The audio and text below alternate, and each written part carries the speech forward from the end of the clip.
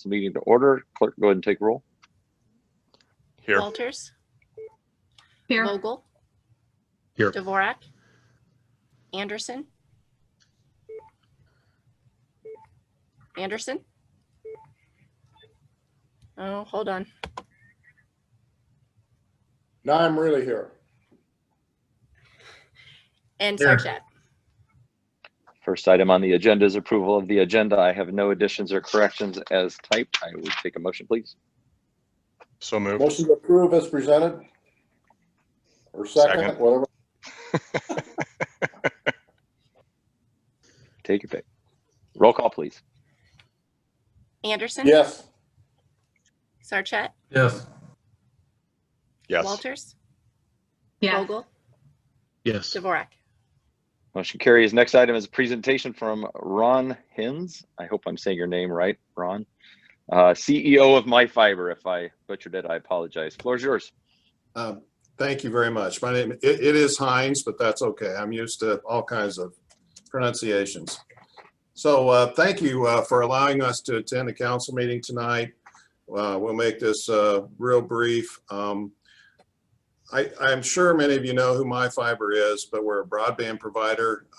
We've been providing services to developments in Polk City here for the last couple of years. And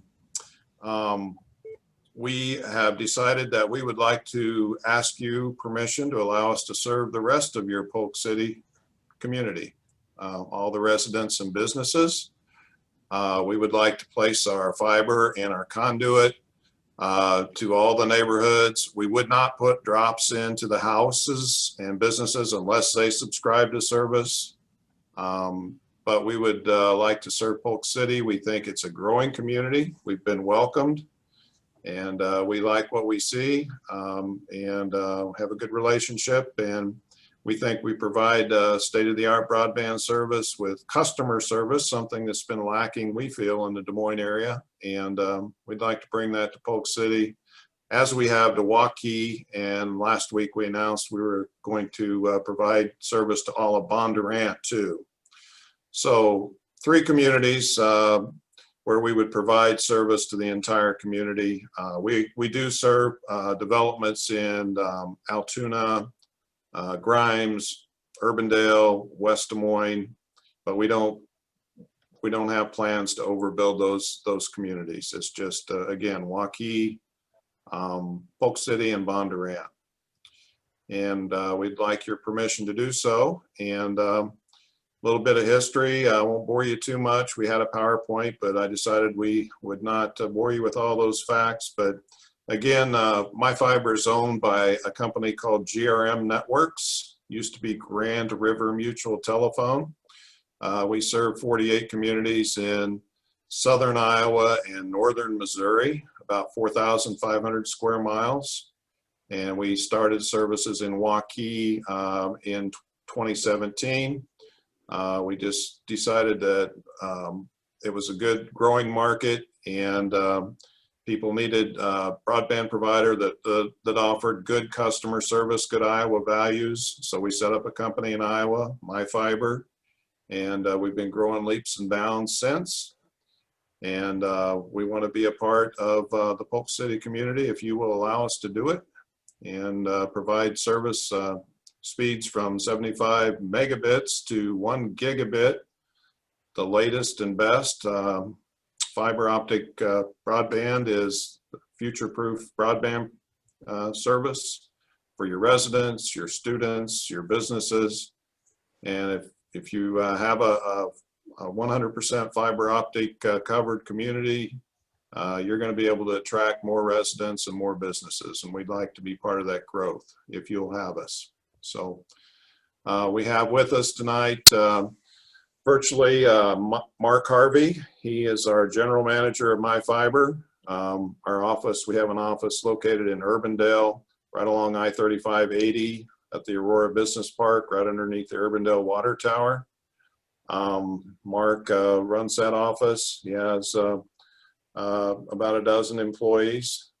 We also have on with us tonight Jenny Neff. She's our director of marketing at GRM Networks. Lexi Nadler, she's the MyFiber marketing manager. And I think, I can't see him, but I think Dirk Schwarzkopf, our outside plant director, the guy who is responsible for getting the fiber in the ground. I don't know, he was supposed to be on here too. But if you have any questions, we're here to answer them. Any concerns? We're 100% honest and open, straight shooters, and we just appreciate your permission to allow us to serve the rest of your community. And unlike another Des Moines community that's paying for the conduit to be placed, we're not asking you to do that. We'll bear all those costs and work with your city, try to maintain the utilities, try not to cut anything. Naturally, you know how that goes. Occasionally it happens.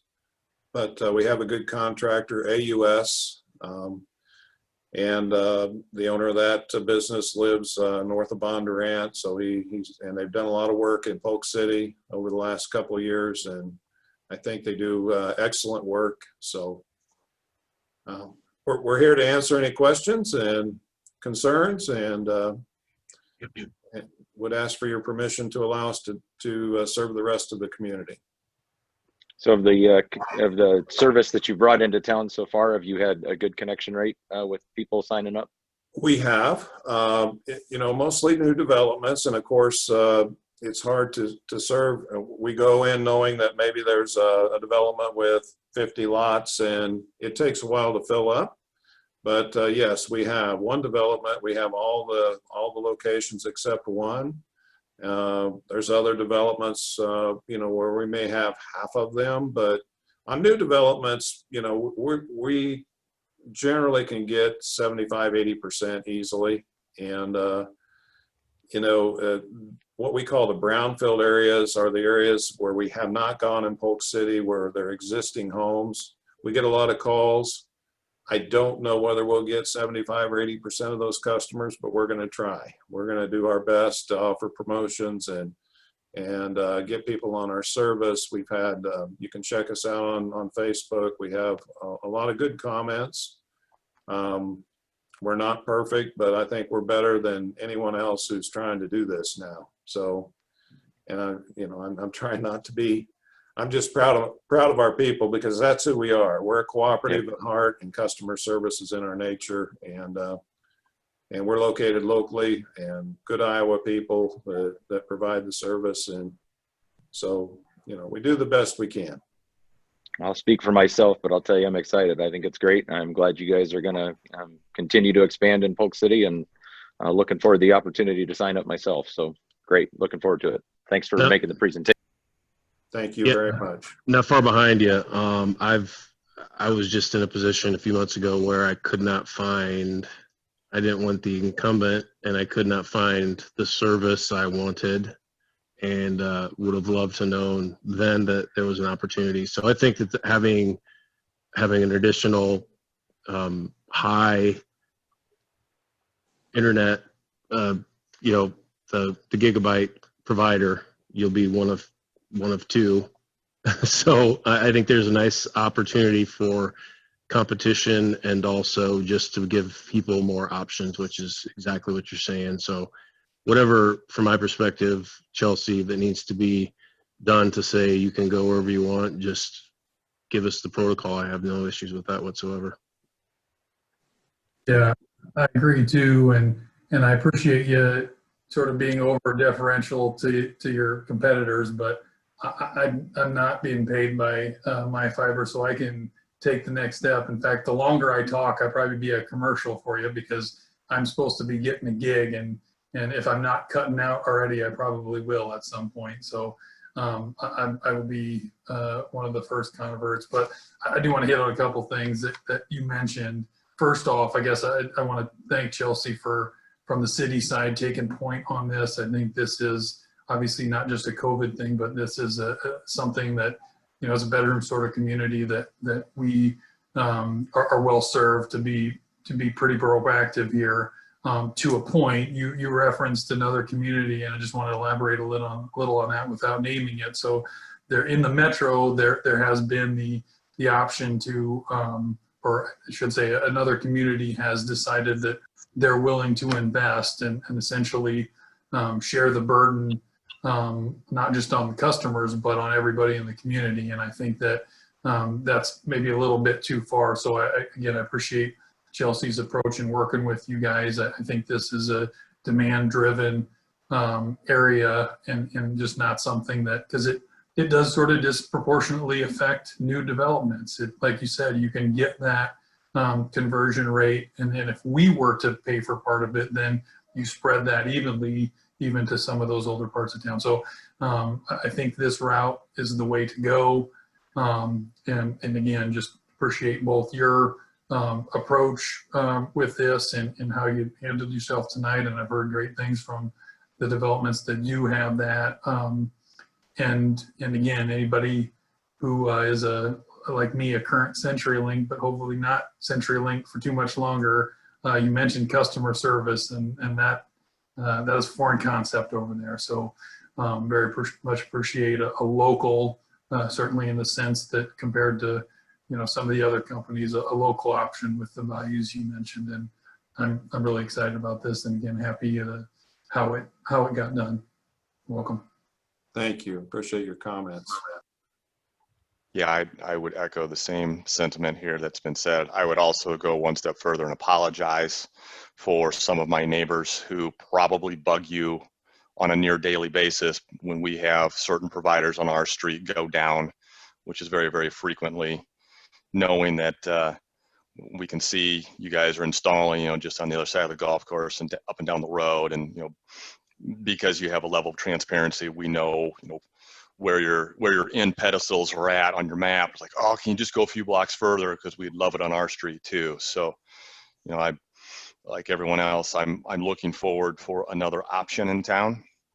And, even if you can't get, 100% in a new development, if nothing else, you provide that pressure to the other competitors that make them have to up their game. And if those competitors can't, then you provide an option that does. So I'm looking forward to getting you guys in town. I appreciate it. Thank you. Yeah, our competitor knows who we are now. They follow us to these developments rather closely, but that's okay. We still do well. So Good. It's all about customer service.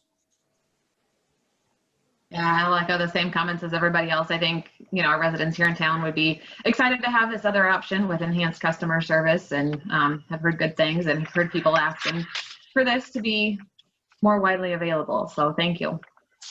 Thank you. Should ask for the salesperson to give a pitch, because they don't have to say anything and the CEO's doing all the work. Yeah. I'm just kidding. No, it was pretty easy, but. They could at least introduce themselves. If they Oh yeah, I do want, yep, we need that. Mark, why don't you start out?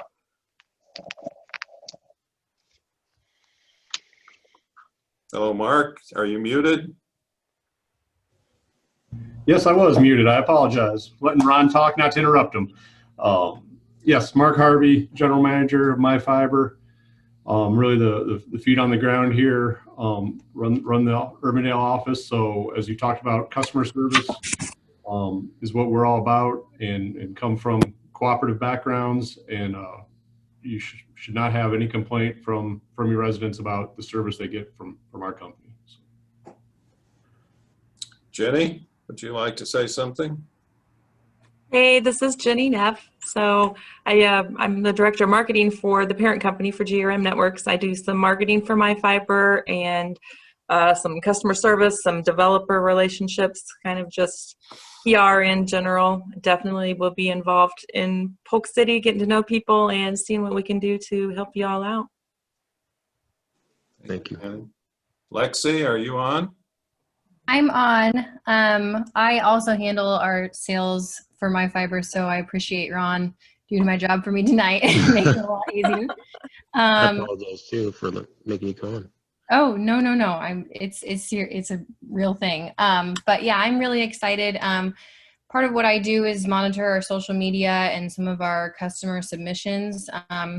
We've had a very large amount of interest in the area, and I'm really excited that we're going to be able to do something for those people that have been reaching out to us for so long. So it's an exciting opportunity. Thank you, Lexi. Dirk, did you make it? I didn't see him on the list. Okay. Well, you'll get, Thank you, guys. I think Jenny knows, your Jenny knows Dirk pretty well.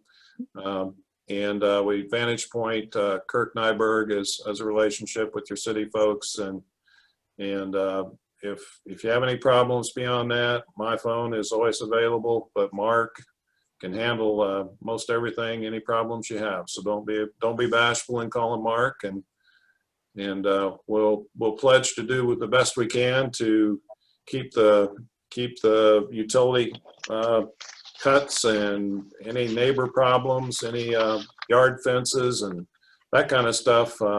There's going to be some, but we try to keep it to a minimum and we react quickly. So again, we appreciate your time tonight, and we'll get started. And I don't know how long it'll take. Hopefully my board is very interested in getting this done as quickly as possible. So next year we'll go after it and try to get as much done as we can next year.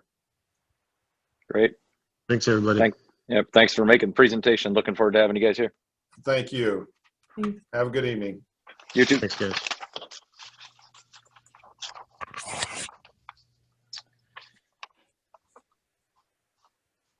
All right, moving on. Next item. First, go ahead. Is that good? Are we good, Jenny? You're good. All right. First item, proposed amendment to the Polk City Urban 2 renewal area.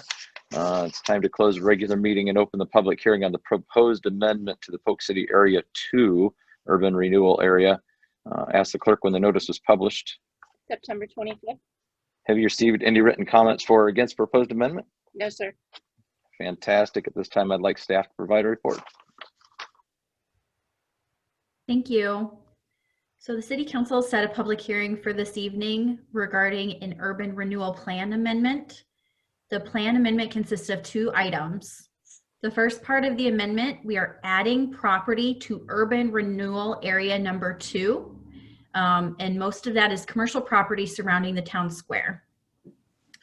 The Planning and Zoning Commission did review adding the property to the urban renewal area at their meeting on September 21st and has recommended that the council make that approval.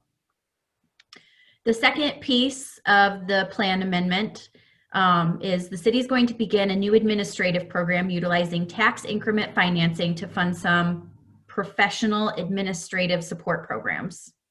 So basically what that means is anytime the city utilizes TIF, we have to make an amendment to our urban renewal plan.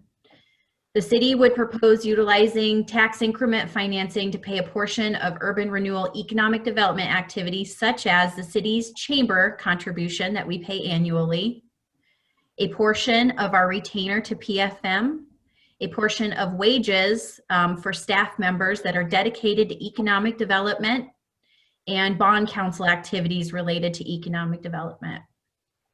With the program, all expenses must meet the criteria of being considered an economic development activity that is taking place in the city's urban renewal areas. So that's a brief explanation, and I'll let you open up the public hearing, Mayor.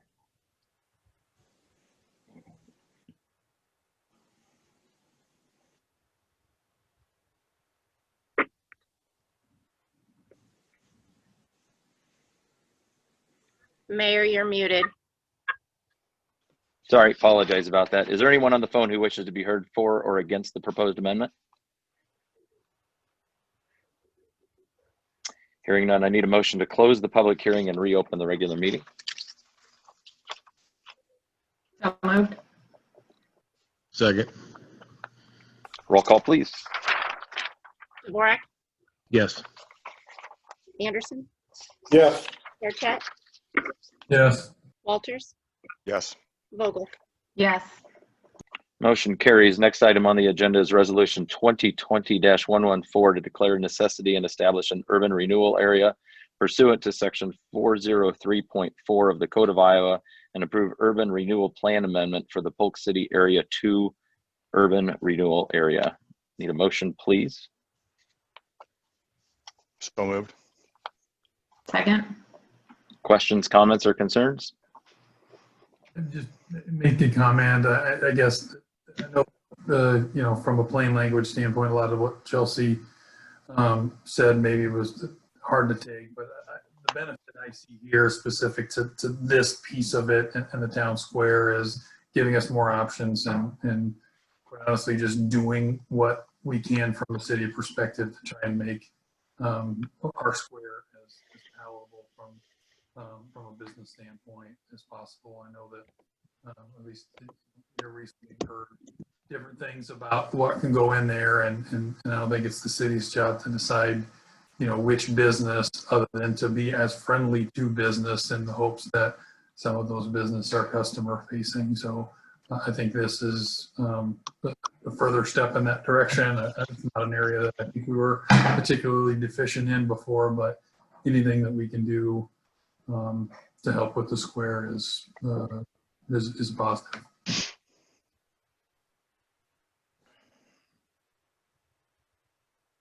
Any other questions, comments? I think I have a motion and a second. I would take a roll call, please. Vogel, Yes. Anderson, Yes. Dvorak, Yes. Sarchet, Yes. Walters. Yes. Motion carries. Next item on the agenda, first reading of ordinance 2020-1700, providing for the division of taxes levied on taxable property in the October 2020 addition to the Polk City Area 2 urban renewal area pursuant to section 403.19 of the Code of Iowa. Need a motion, please? So moved.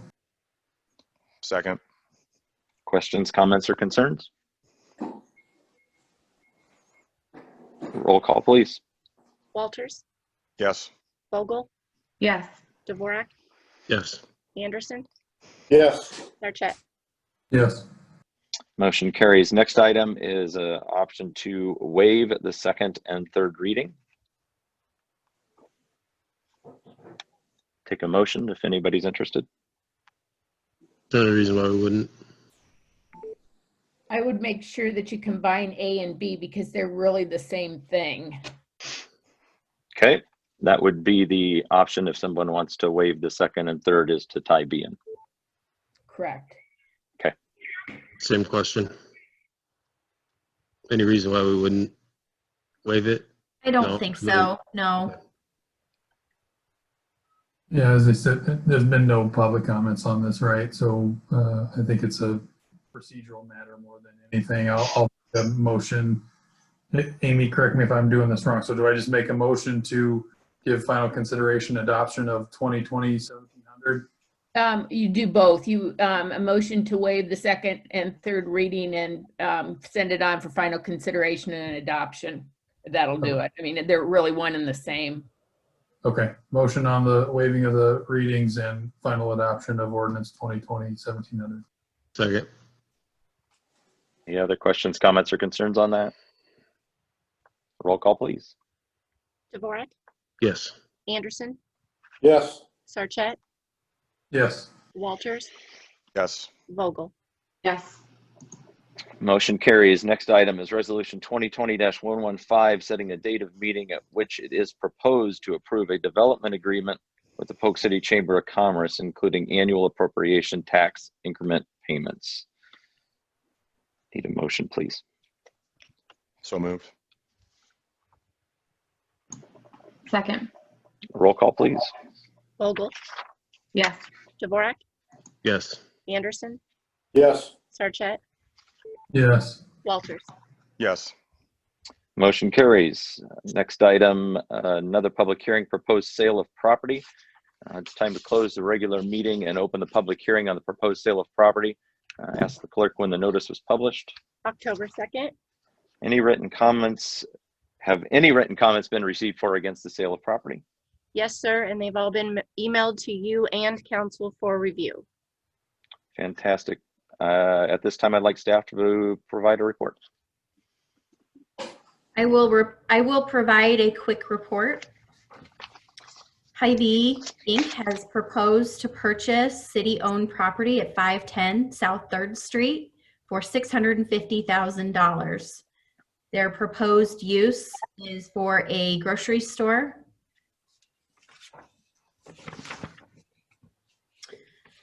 I would like to just go over some very basic rules for this evening's public hearing. I know that we have some people on the call and we have received a lot of written comments that you've all received for the public hearing.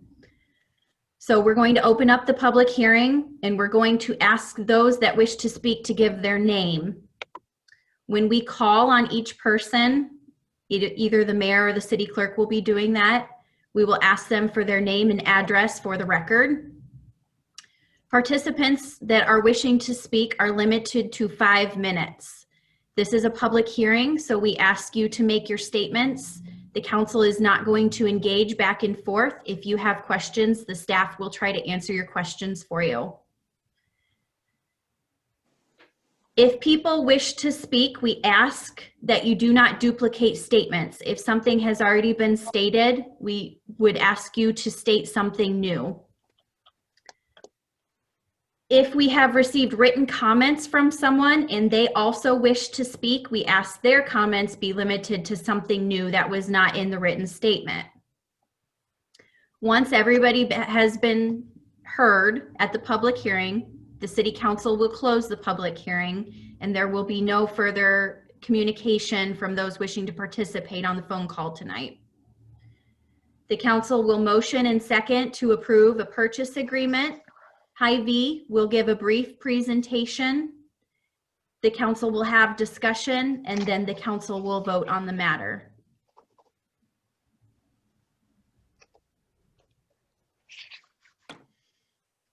Okay.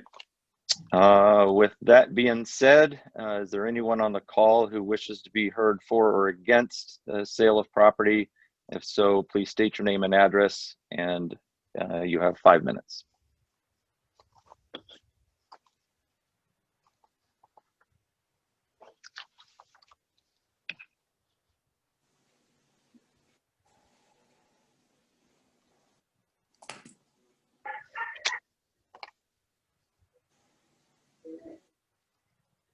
Okay.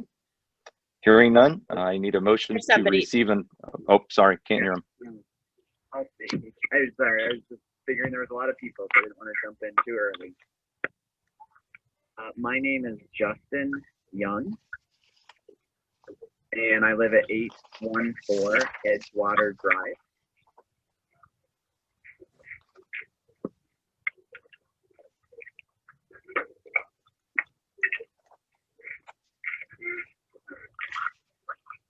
Justin, do you have any comments for or against?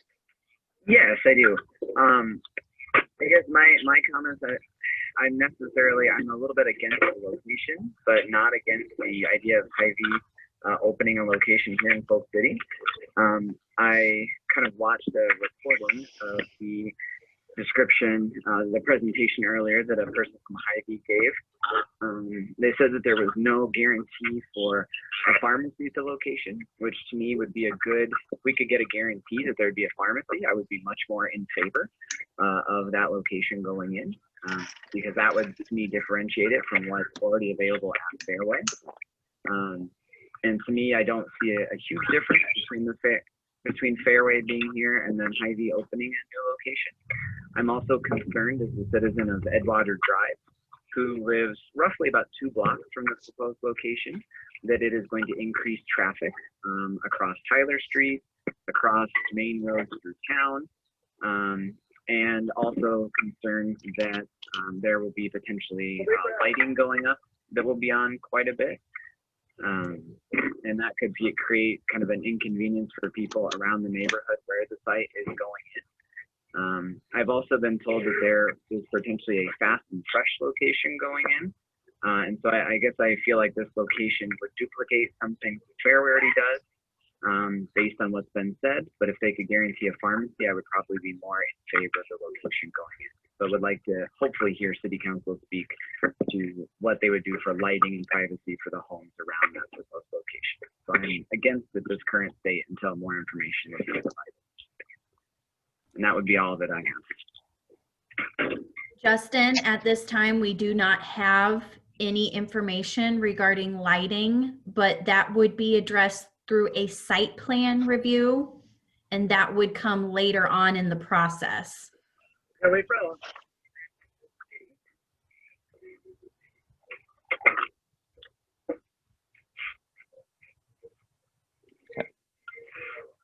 Thanks, Justin. Is there anyone else on the call who wishes to be heard for or against? Julie Ham. Hello? We can hear you. Go ahead. Okay, my name's Julie Ham from 847 Edgewater Drive. I'm not against Hy-Vee being in Polk City. However, I think the location is a poor site for that. I think a green space would be a good choice, not only for the city's uniqueness of just the green space, but we take such great pride in the Four Seasons, and I think it would be a great green space to extend that, and also the skate park idea for our young citizens, and a place where our young people can hang out safely, kind of an extension from the square, where it's not too far away. And I just think privacy would be a good thing to think about, and the lighting. People come out here not only to live, but even just to visit, because we're away from those heavy city lights. And it's just, it's Polk City's.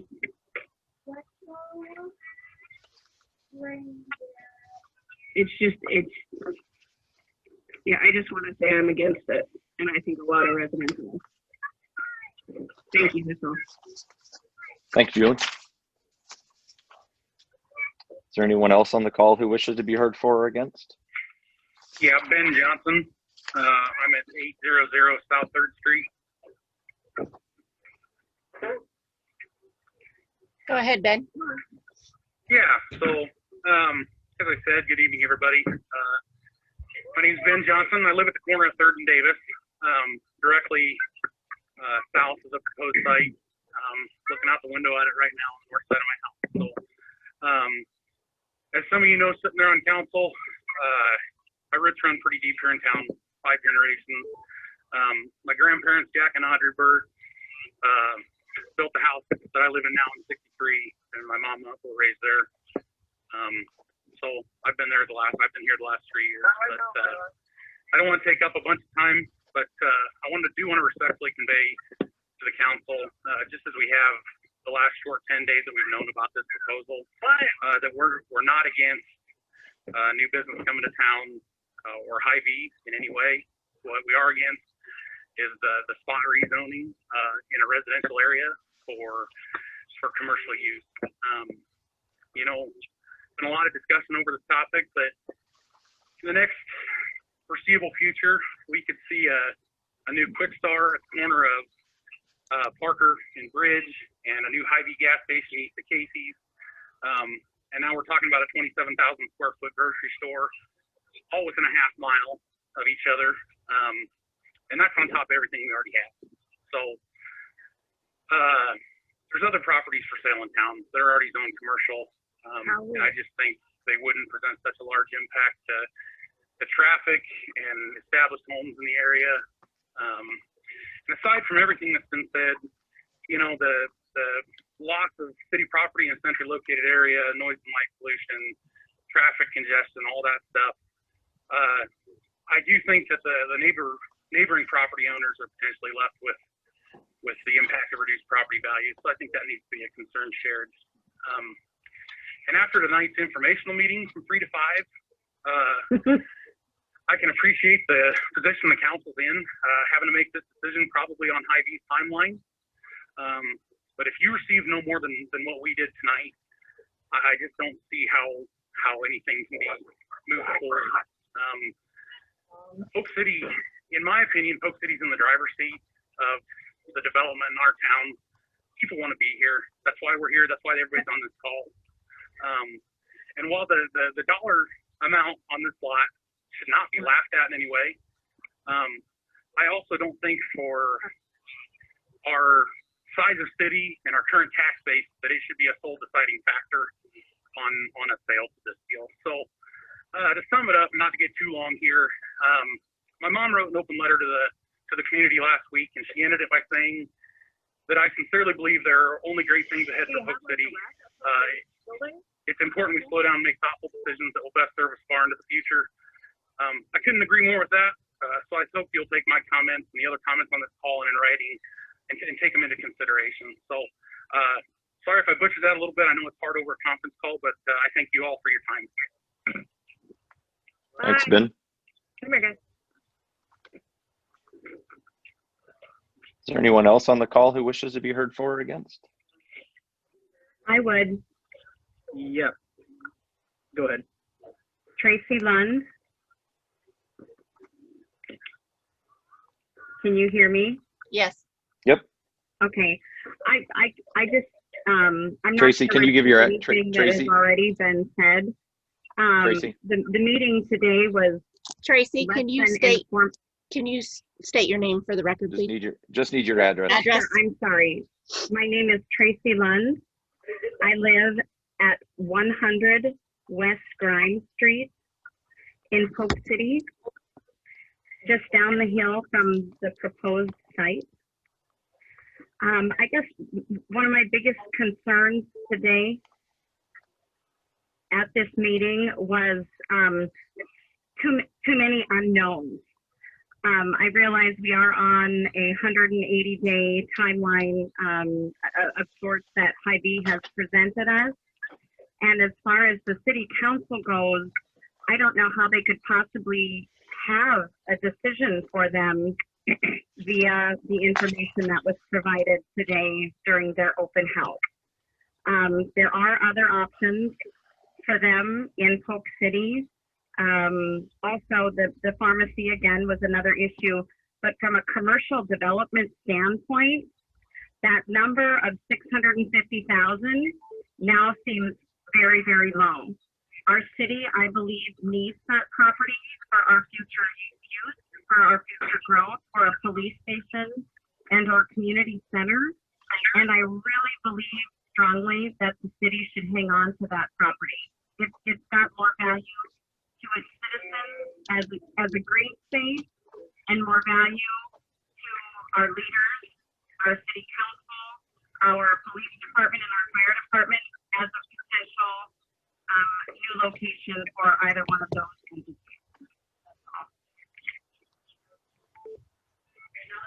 Thanks, Tracy. Anyone else who wishes to be heard for or against? Yeah, I would like to go ahead. Okay, go ahead. State your name and address for the record, please. Hello. Good. Can you state your name and address for the record? Yeah, my name is Michael Tapper. I live at 609 Davis Street. Go ahead with your comments. Okay. I've been a Polk City resident for 29 years now, second generation Polk City resident. My dad moved here in the mid 1970s. I would like to represent my friends, family, and neighbors. Currently reside on Davis Street, directly south of the proposed Hy-Vee location. In addition to attending this afternoon's meeting with the Hy-Vee representative, many of my questions and concerns were simply not answered, and that's concerning not only to myself, but I would hope for the city as well. A few of the concerns that I have with the proposed location specifically are lack of green space, traffic volumes, light and noise infiltration. A majority of the neighborhoods surrounding this piece of property do not have access within close proximity to a suitable green space. For the same reason that my dad moved here in the 1970s, many of our residents appreciate the small town family feel of our community that now offers beautiful parks and green space. We do not want to give that up, especially in the heart of our town. Traffic numbers at the corner of Davis Street and 3rd Street are continuing to grow at a concerning rate. Filling this residential space with a commercial business would increase traffic numbers, likely require our city to add additional infrastructure to control the traffic. The intersection is located at the top of a large hill on 3rd Street and surrounded by residential homes, making it unsuitable for additional stop signs or traffic lights. Speaking of light and noise infiltration of a commercial property within a residential area would not only be detrimental to many home values, I think it would be discouraging to town visitors and potential home buyers looking to move to our city. Being one of the only large green spaces available in this part of the city, this sale would put our city and its majority of its residents in a long-term struggle for green space in our future community-supported development area. I firmly believe that this piece of property is unique to our city, and no dollar amount can replace that. This should be protected as one of the only areas available for our city to carefully manage. And I ask that each and every one of us on the phone call, as well as our city representatives, listens to its people, who I don't believe are against Hy-Vee coming to our town, but ask that we carefully manage this piece of property and make a well-informed and wise decision about how our city can utilize this property for the betterment and long-term enjoyment of our community.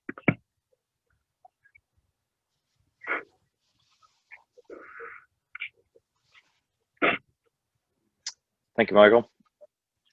Anyone else on the call who wishes to be heard for or against?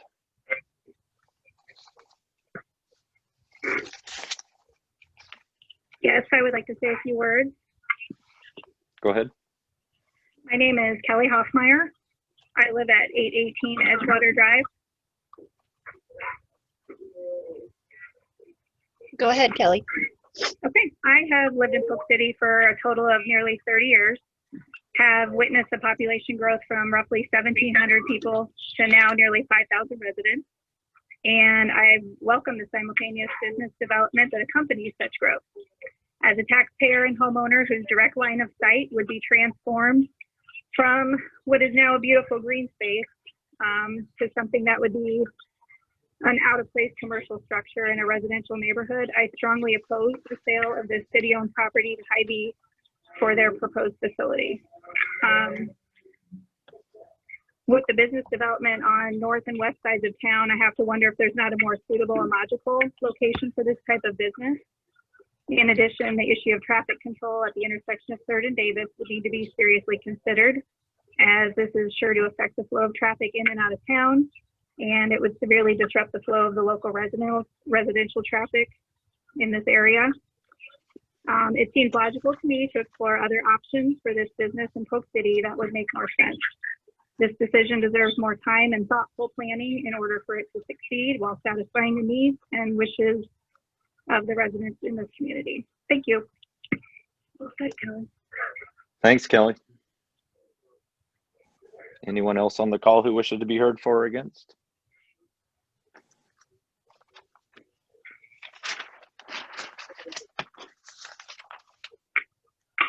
Can you hear me? If there's Yes, yes. you can. State your name and address, please. My name is Ashley Delaney. I live at 909 12 Oaks Court. And I am not necessarily for or against Hy-Vee. I just wanted to point out some of the pros with many of the cons already highlighted. I will not restate them. I did want to point out that the addition of this Hy-Vee would bring immediate and long-term corporate revenue to our town. That corporate revenue is currently not growing at the same rate as our schools and dreams for our city projects, which means that many of those projects, such as the proposed drawing that was on social media opposite of this Facebook sale, are not possible without some additional corporate revenue or raising property taxes.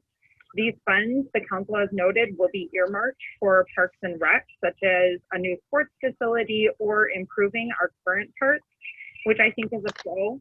And a new business would create sponsorship and donation and partnership opportunities that don't currently exist or could be in addition to that. Over the last 10 years, our community has grown from around 3,500 to around 5,500 citizens. And that's when Fairway was added. So I can see how an extra 2,000 citizens would be a new market for another grocery store. I do want to caution though that I do understand that this has a lot of housing around the area. There are 3 houses to the south before you get to another commercial area, and there's 5 houses to the north before you get to the square. And some of that area has also been earmarked in the urban renewal areas that were just discussed previously in the meeting. And so I do wonder how much this particular thoroughway is changing, because that is already our main north-south through town. It's actually the only north-south thoroughfare through town. And ultimately, we really can't tell Hy-Vee where to buy and build unless this is the land that they have surveyed and looked for to build. So if we say no to Hy-Vee, it's probably a no to Hy-Vee. But I don't want to be presenting this as money over people. There will be about 40 jobs created, which was stated today. The benefit of having a grocery store available on Sundays with a potential pharmacy. They did note today that 9 out of their 10 stores like this do have pharmacies. This neighborhood does have 3 city parks within a quarter of a mile of it that are parks that are currently manicured. And I like that it's going to keep my property taxes down and fund those exciting projects that we do have presented, such as, you know, some of the community vision projects that have been discussed. And finally, I just want to share, I do think that the traffic patterns would draw people down towards the square. Our current corporate and business district that's along Bridge Street doesn't draw people down into the community. And so I believe that this could help a lot of our small businesses and local businesses in town, because it would draw traffic down 3rd Street towards those businesses. And then you relinquish that domino effect of sending people to different area communities. So, you know, if I'm going to go to Hy-Vee and Ankeny, maybe while I'm there, I stop at the dollar store. I get my prescriptions there. Maybe I stop to get my hair and nails done. This is one more reason, not only for residents of Polk City to stay in town, but also for people from surrounding communities such as Sheldell and even Madrid to come to Polk City to get those services. And all of those tax dollars, again, go back to our community. I want to close by just saying, my most sincere appreciation goes to those that are living by this area, and I understand and I empathize, and that's why I started my comments with, I do not necessarily have as large of a stake in this with my property value, with some other things, but I just did want to note that I had many of your comments down on my paper, and I'm just not resharing them because they've already been vocalized. Thank you. Thanks, Ashley. I do appreciate that. Is there anyone else on the call who wishes to be heard for or against? Yes, can you hear me? Yes. My name is Stephen Smith. I'm at 506 4th Street. I've lived here nearly 35 years. I think if you allow a grocery store to go in the middle of residential housing, that is the wrong thing to do. It destroys the character of the town. I appreciate the need for corporate investment, but surely the job of planning is to plan that in a sensible way and not to plonk it in the middle of houses that are there already, with all the problems that would ensue that we've heard about. And so I'm against them coming in here, and okay, they say they might put a pharmacy in, but probably the one reason they're erring on that is because the site really isn't perhaps big enough for a proper grocery store. So again, I think the planning of Polk City needs to stay on course and not be distracted in the short run and mess up the character of the town. Thank you. Thanks, Stephen. Anyone else on the call who wishes to be heard for or against?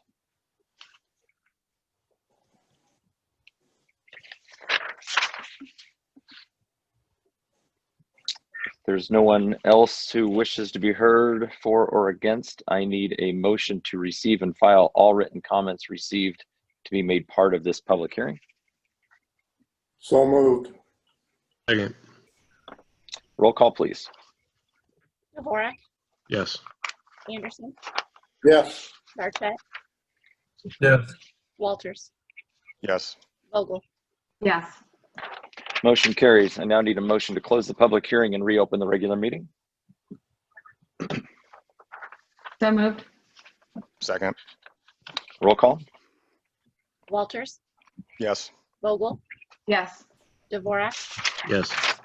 Anderson, Yes. Sarchet, Yes. Motion carries. Next item is resolution 2020-116, making final determination on the sale of interest in real property to Hy-Vee. Need a motion and a second, and then we will hear from Rob with Hy-Vee.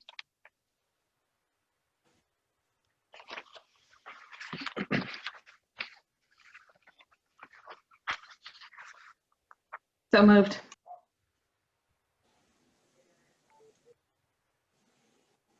Wait, I'm sorry. So what is this motion for? We're taking the motion on the resolution, making the final determination of sale.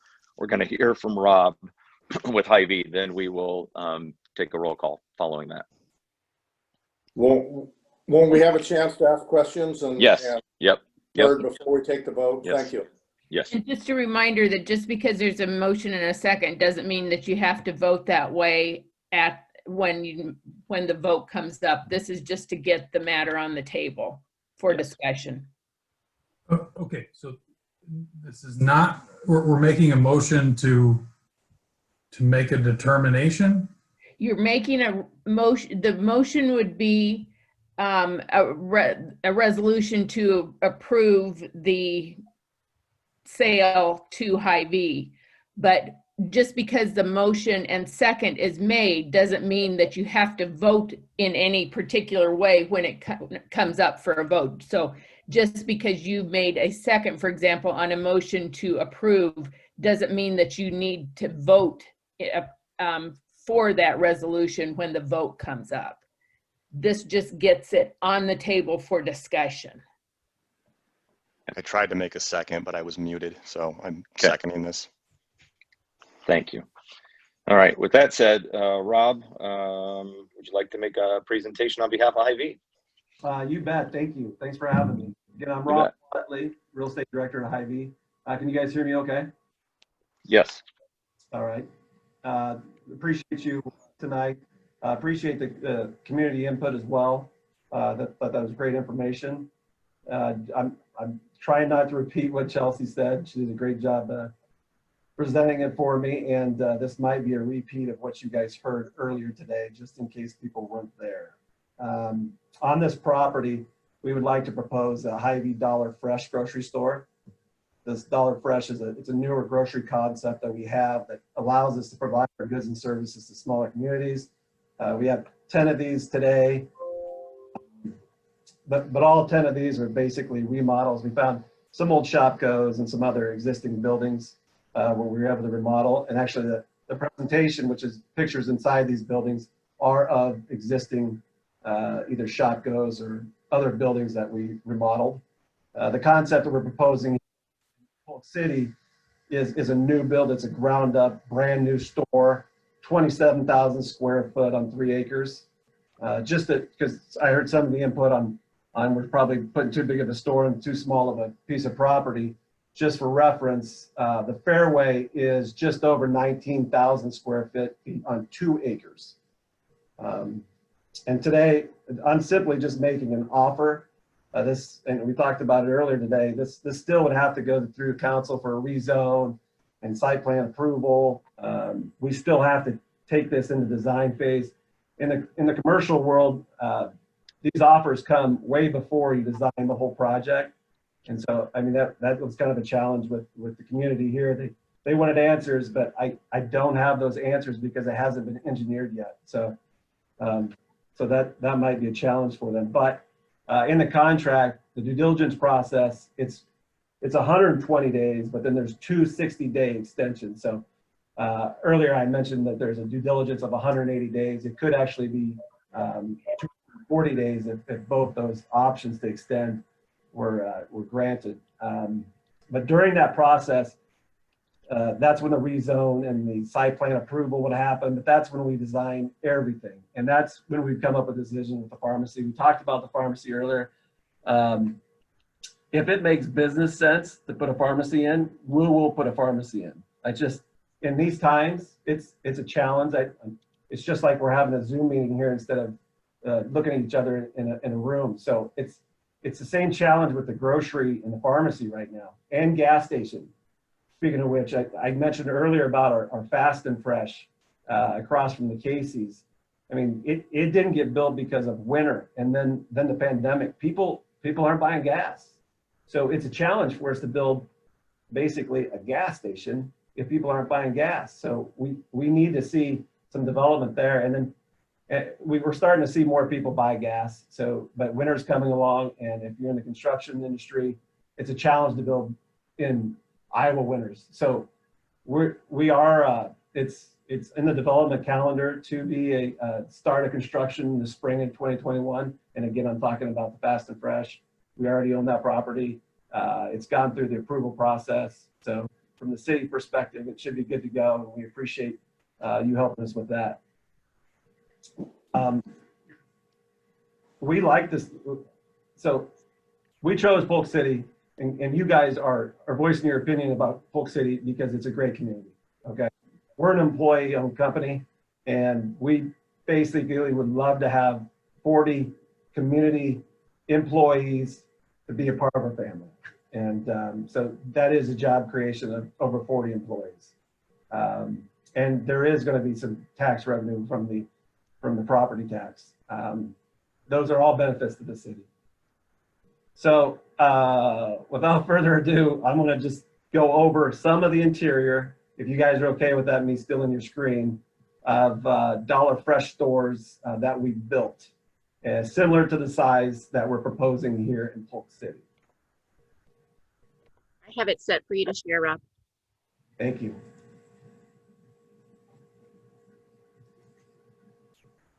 How's that look? Did that work? All right.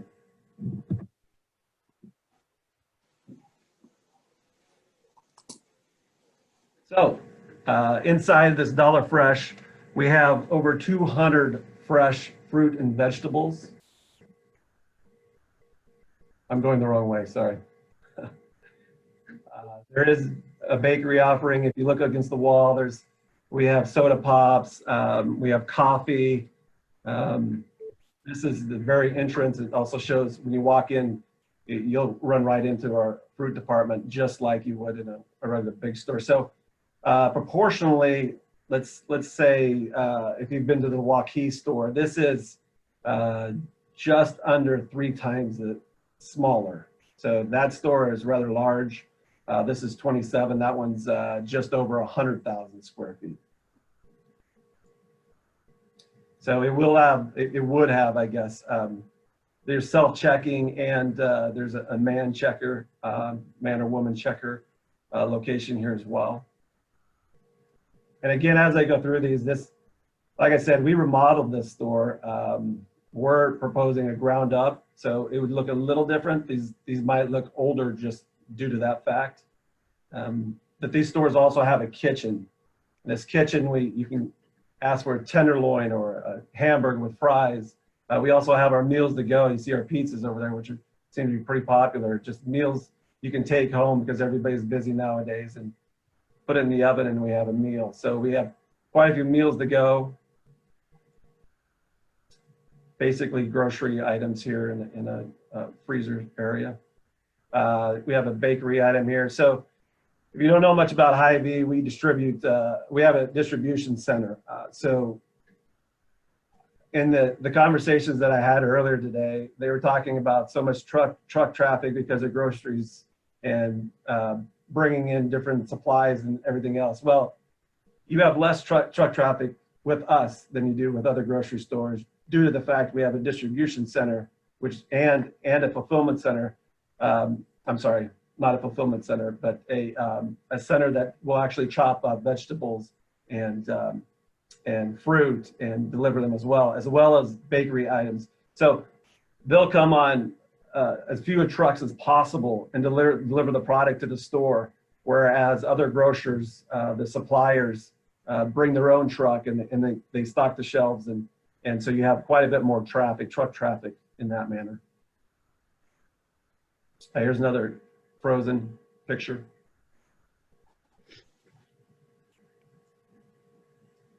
We are proposing a wine and spirits. This will have like a health and beauty section as well. So this is part of the area where we propose the pharmacy. I talked about the pharmacy. If it makes sense, we would definitely do it. It sounds like it should make sense. And I heard one of the callers mention that I mentioned earlier that most of these stores do have pharmacies. In today's time, I just can't guarantee it. That's the biggest challenge. I'd love to say that I could put a pharmacy in tomorrow, but the store wouldn't be built tomorrow. I mean, you've got the due diligence process, and then these builds typically we're figuring are going to be about 6 months. And I'm only saying that because we haven't built one yet. So this could potentially be one of the first ground up stores. We have several slated for 2021, and this would be one of them. Hey Rob. Yes. While you're on that slide, could you elaborate? So what you're showing here, this is over-the-counter stuff. If you were talking about a pharmacy, does that include an actual pharmacist and prescription medication, or is it just what you're showing here? No, it does. I'm sorry, I don't have a photo of that. That's a very good question. But yeah, we would have, actually, I have let me go through this slide, and then I'm going to present you a conceptual floor plan, and it'll show the actual pharmacy, which you could pick up your scripts, everything that you're talking about. I don't know if we still do to be honest, like the Dollar Fresh that they have, the flu shots that you can get inside the store, or we can come out to your car and give you the flu shots like we do in our regular stores. I don't know the answer to that one, but yes, it would be a pharmacy. Good question.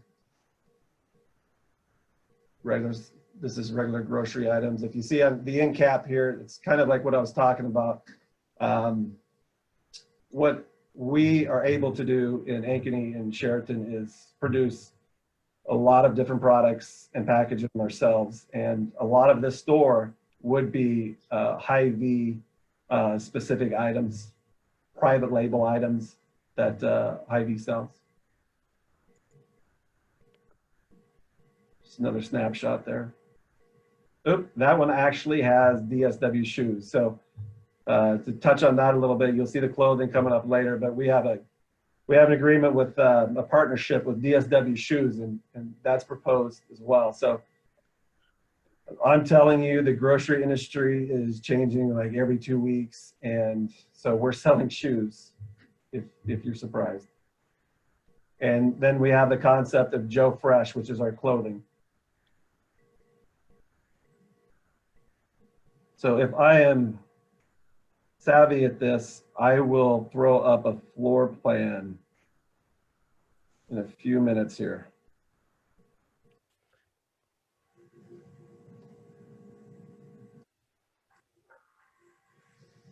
One second, sorry for the delay. I think I'm close.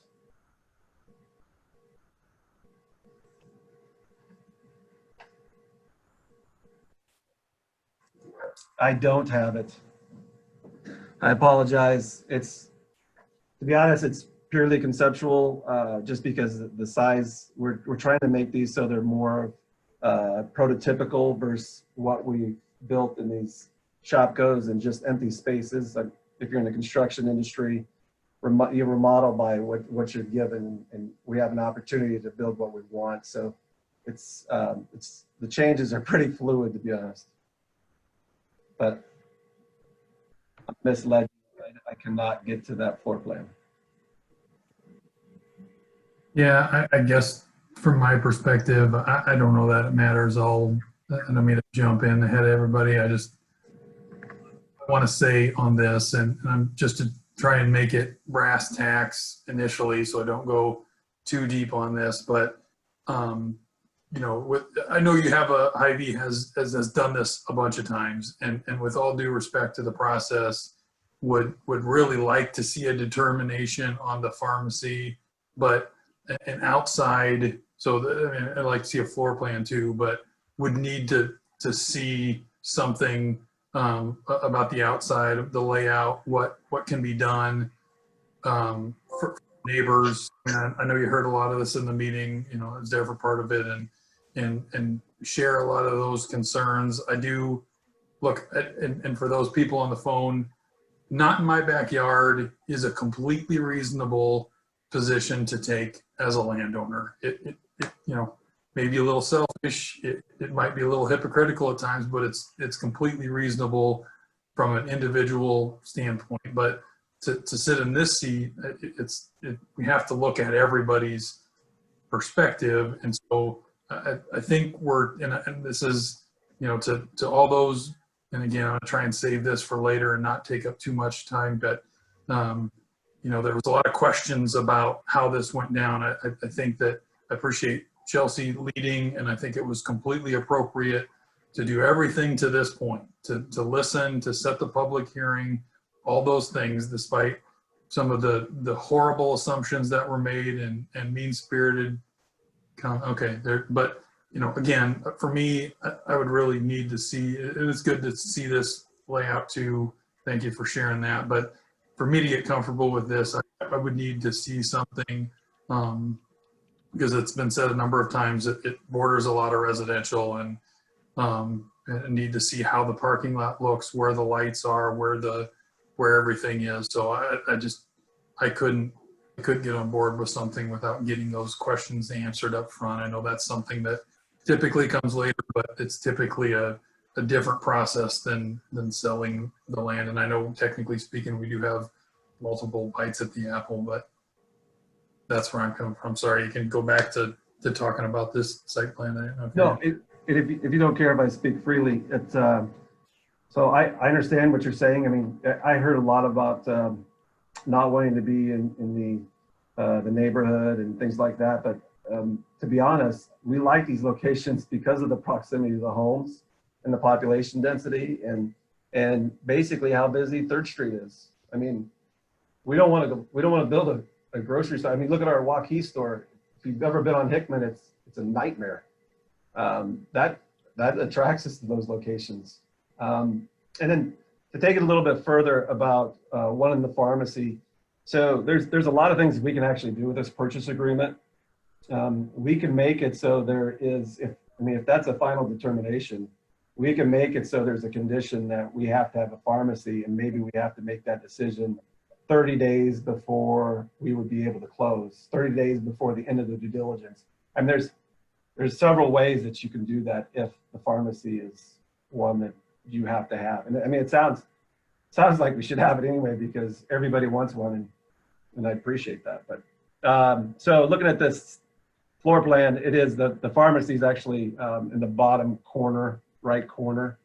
So this is how massive the store looks. So when somebody says that we already have a fairway and we're going to offer the same things, that's not really true. This store has like over 18,000 SKUs. It's crazy, and we're a little different because we have a lot of specialty items. If you've been to our store, and I guess you've seen my DSW and you've seen our clothes, we have like 1,000 specialty items that a store like this would hold. And so that's something we bring to the table. And I've talked about competition before, but I'm going to harp on it again. I mean, it's competition. It lowers prices. It lowers prices, and the quality of goods and services is increased. It's crazy. You guys know that. Everybody's been in business, but I just felt like I wanted to harp on it a little bit more. If you don't mind, let me see if I didn't answer some of the questions that were pointed directly at me. I believe I talked about the pharmacy and the location. So to go a little bit more about the competition and why we want to be in Polk City, and actually this location beyond the busy 3rd Street and close to the neighbors, the walkability. I talked in the meeting earlier that a lot of people don't want to get in the car anymore and drive somewhere. If it's easy for them to walk down the street and get their groceries, they would prefer to do that, and I'd prefer to do that. But there's a lot of things we can do on this site. Again, this is early in the process of it has not been engineered, but there's landscaping requirements that the city we'll put on this project. It can be shielded. We've done it a million times before, and the building can be moved in a different direction in the site plan with comments back from the city to make it easier on neighbors or whatever. But it's 3rd Street. I don't know. And I might be wrong. I apologize. I haven't lived there. I've never lived there. I've just driven through it, and I've spent some time to golf course and looking for good commercial real estate. But it's busy 3rd Street. I don't know if I would build a brand new house on 3rd Street. So for people to be saying that this should be residential, I don't know if I agree with it, because it's kind of the gateway to your awesome square. So, but I'd love to field some questions. Apologize for rambling, but I'm here for questions. Thank you. Hey, Rob, this is Dave Dvorak. Thanks for presenting and for really coming and talking with the residents and so on and so forth. I just want to be incredibly clear that this is, because I know there's been pretty much with every comment, and you've said it once, I just want to be clear, this is the only spot in the entire Polk City area that you would even consider building on. Is that a true statement? Yeah, at this time, yes. Okay. All right. Just want to make sure that that's clear. Yeah, Thank you. I mean, I hear there's more development going on to the north with the new elementary school, but that's a couple years away. Guys, yeah, we don't want to be on the outskirts of town where right. people driving from work to home, because I pick up a lot of groceries on my way home from work. So. Yes, sir. Yep. Thank you. Yep. I have it's Ron Anderson. Rob, thank you for coming. I have several questions. What will the business hours be? So the stores that we have today, and I misspoke earlier. I thought we closed at 10. I was looking at was it Cresco? Cresco. It's open from 7 a.m. to 9. But typically, I think they're either 6 to 7 in the morning to 9 or 10 at night. I think I told the community earlier that it was 10, but the store I looked at earlier today was it closed at 9. Okay. How about the parking lot lights and security lights? So that's more of an engineering question, but I get that quite a bit. So we can talk about that. Obviously, our light can't spill across the property line, and they're down. Yeah, I know what our code is. I know what we require. I guess my question is, I didn't state it very well. How late are they on at night? Are they on till you're open or till you close, or are they on? I noticed going by the Hy-Vees and Ankeny, some of those lights are on all night. Yeah, there's some of that's for security. Yeah. Ankeny store you went to, they used to be open 24 hours too. So that might have been was that store operational when you went by it? Yeah. Yeah. It's the South Ankeny one. Yeah. Go by there. I'm not out a lot late at night, but I've gone down there pretty late and the store's closed and the lights are on. Yeah. Yeah. So, I mean, COVID's kind of changed things where some of the stores aren't open 24 hours a day now, and some still are choosing to be that way. So I guess I don't know about those, but we would have to have some sort of security light. But there's ways of fixing the problem with landscaping and berms and fencing, in my opinion. Sure there is. Stormwater runoff, have you given that, or is that engineering? Something hadn't been thought about yet? Because if it is, this is going to affect my decision. Well, no, the site has not been engineered yet, but we have all kinds of detention ponds. Is that what you're talking about, or water quality? Does the city require water quality before it gets to the detention pond? Not yet, but we plan to. I don't have an answer for you. That's That's, Well, and my other question, and you probably don't have this either, is the traffic where you're gonna enter and exit at, where that's gonna be. Is it gonna be on 3rd Street? Is it gonna be on Davis? so that's going to follow with a traffic study, which I hear is mandatory with the city of Polk City. But I mean, we'll do our best. I know you've been in and out of the fairway. I would say that 3rd Street is where you would want to come out. Yeah, well, you know, and you compared that to Hickman, and I've been over there to Hickman and Waukee, and that's 4 and 5 lanes all the way through there. We got 2 lanes going down 3rd Street. We don't have a 4 or 5 lane highway going through town. I got a stoplight in Waukee. Yeah, we don't have that. No. And I'll tell you my true feelings on this is I hate to say, yeah, let's go ahead and look at it, and then you spend all your money and get it all done, and then we say no. I just soon tell you no right up front. And so you don't go, because we've had developers before come to town and not sure what they were going to do, or maybe some other potential, and we've encouraged them to do it, and then they've done it, and then we've said no, and then they all went away mad. So that's where I'm coming from. It's going to be hard for me to make a decision and say yes to this when there's so many unknowns. So let me harp a little bit about an employee-owned company. I mean, I think that everybody at some point in their lives wanted to be employee-owned, a part of something, I guess. That's what Hy-Vee brings. It's amazing. I mean, we've got over 80,000 employees. It's a good situation to be in when you're a partial owner of a company. So I don't know if that changes anything or not, but this is our 90-year anniversary. So we've been around a long time, and you know what? We want to be around longer, and we want everybody that works for us to be a part of it. So, Rob, can I ask you a couple of questions? Absolutely. Is there a way for you to get us more information?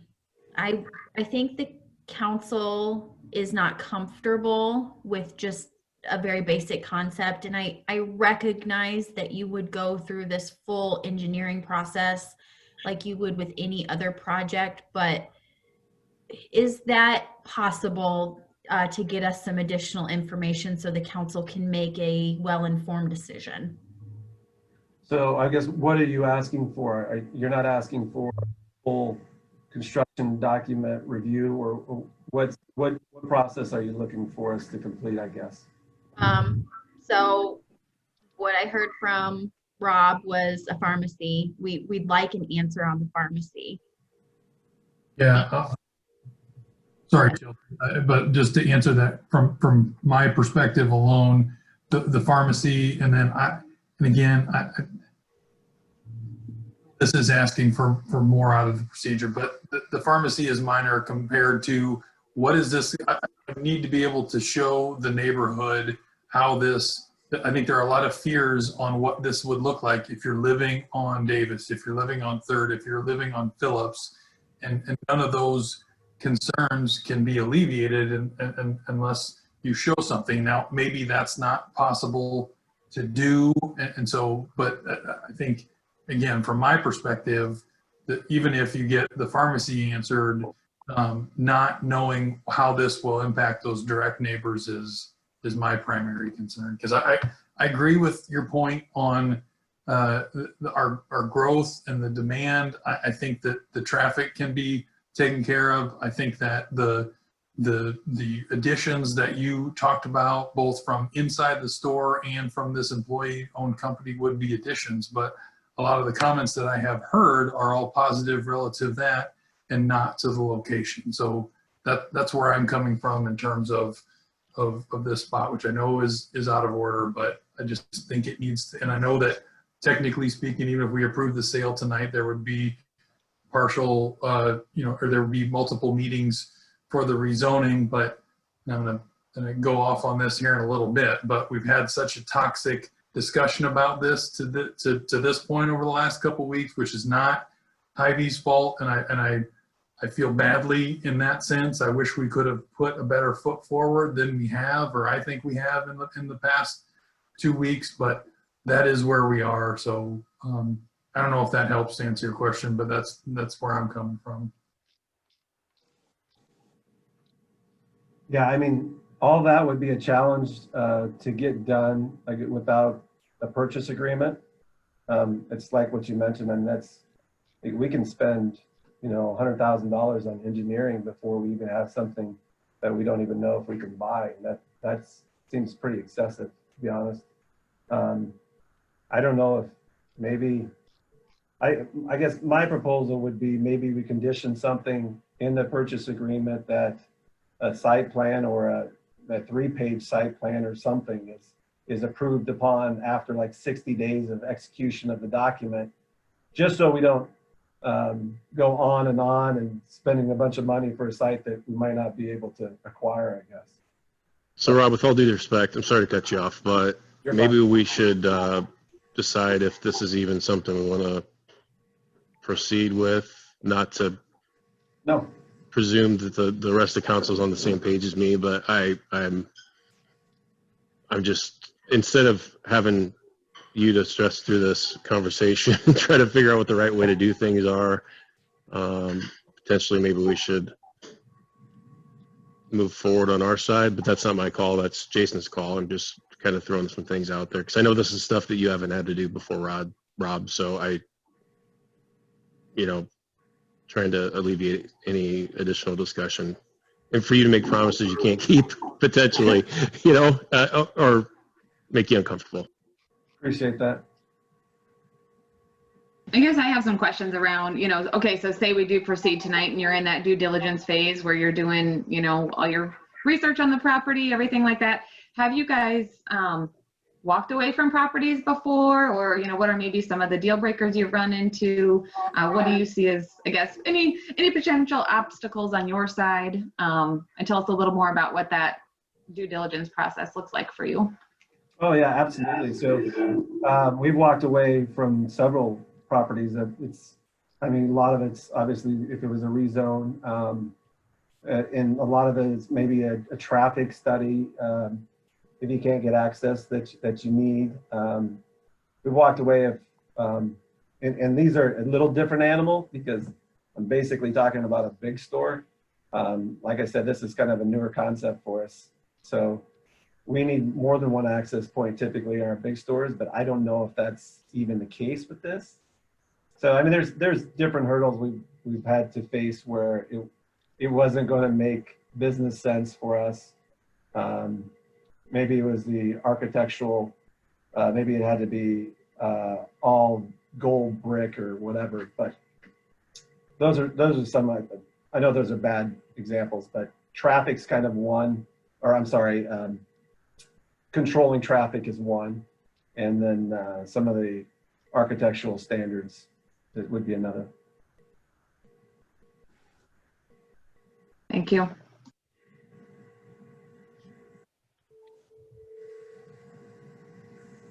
Does anybody else have any other questions for Rob?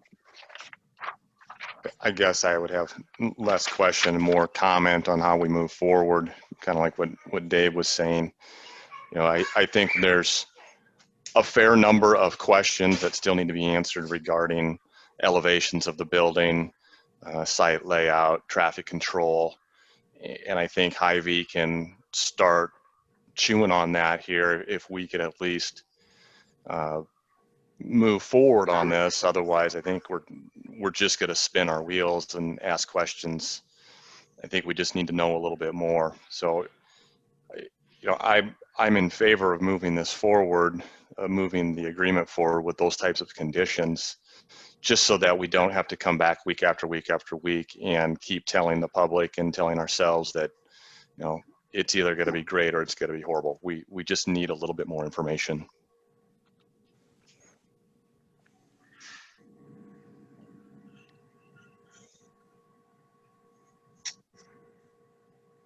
Okay. Anybody else? I just want to make some comments that. Go ahead. And I think we should vote tonight.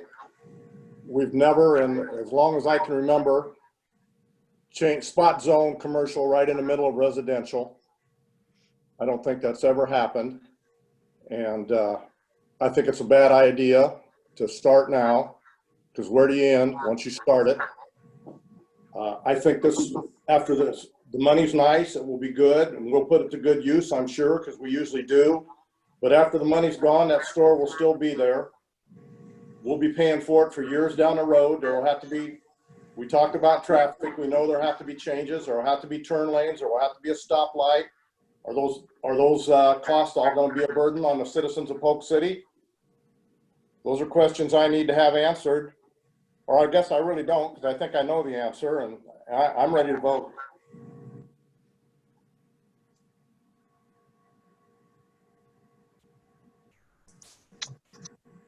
Okay, Chelsea, do you have any other thoughts, comments, suggestions, input? I don't. I suggested maybe some additional information.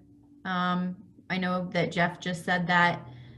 I just don't know what additional information that you guys want. I just think that we should be specific. I can tell you, I want to be able to see building elevations. I want to be able to see where the building footprint will be, where parking will be, stormwater detention will be. How does that building sit in relation to the other residents that are there? You know, is it going to be a vertical corrugated metal with concrete facade front with large neon sign? Are they going to do something different where it blends in, maybe with a darker brick and concrete work? You know, where does lighting sit?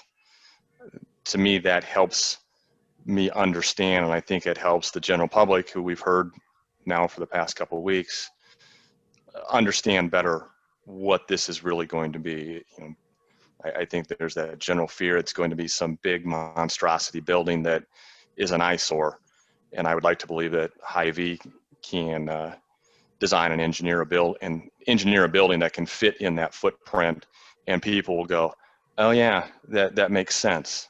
That seems to work there. I can appreciate that.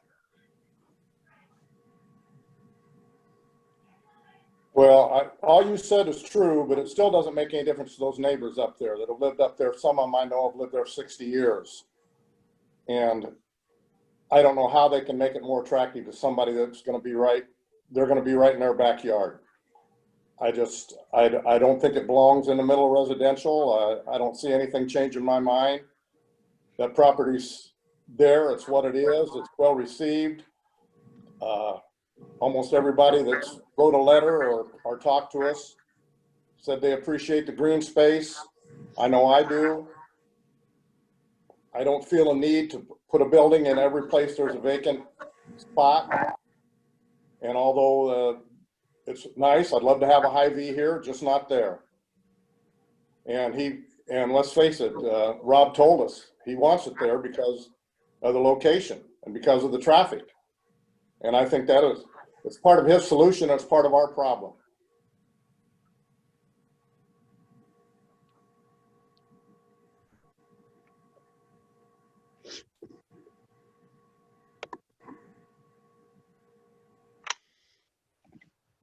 So I just want a question. So the things that Jeff pointed out that he wants to know, it sounds like, Hy-Vee maybe can't get us a lot more detail unless we would say we do want to proceed. So Jeff, were you saying that, if you were to proceed, then have like this stuff back to us at some point in time? I just want to clarify that.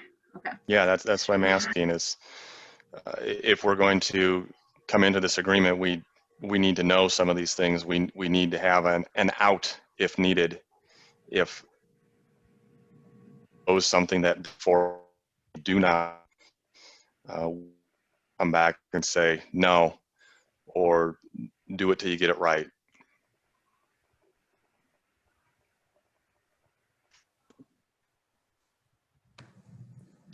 Okay, so Chelsea or Rob, how do we make that happen?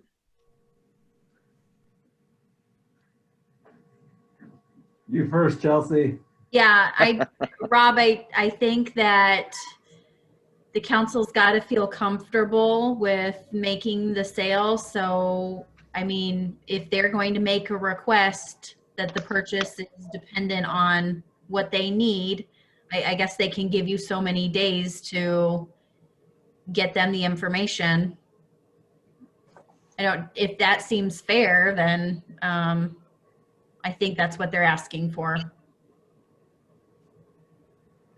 So are you saying that it'd be a purchase agreement that after, like I said, 60 days that we would have to have a concept that would be acceptable and then we can move on with the contract?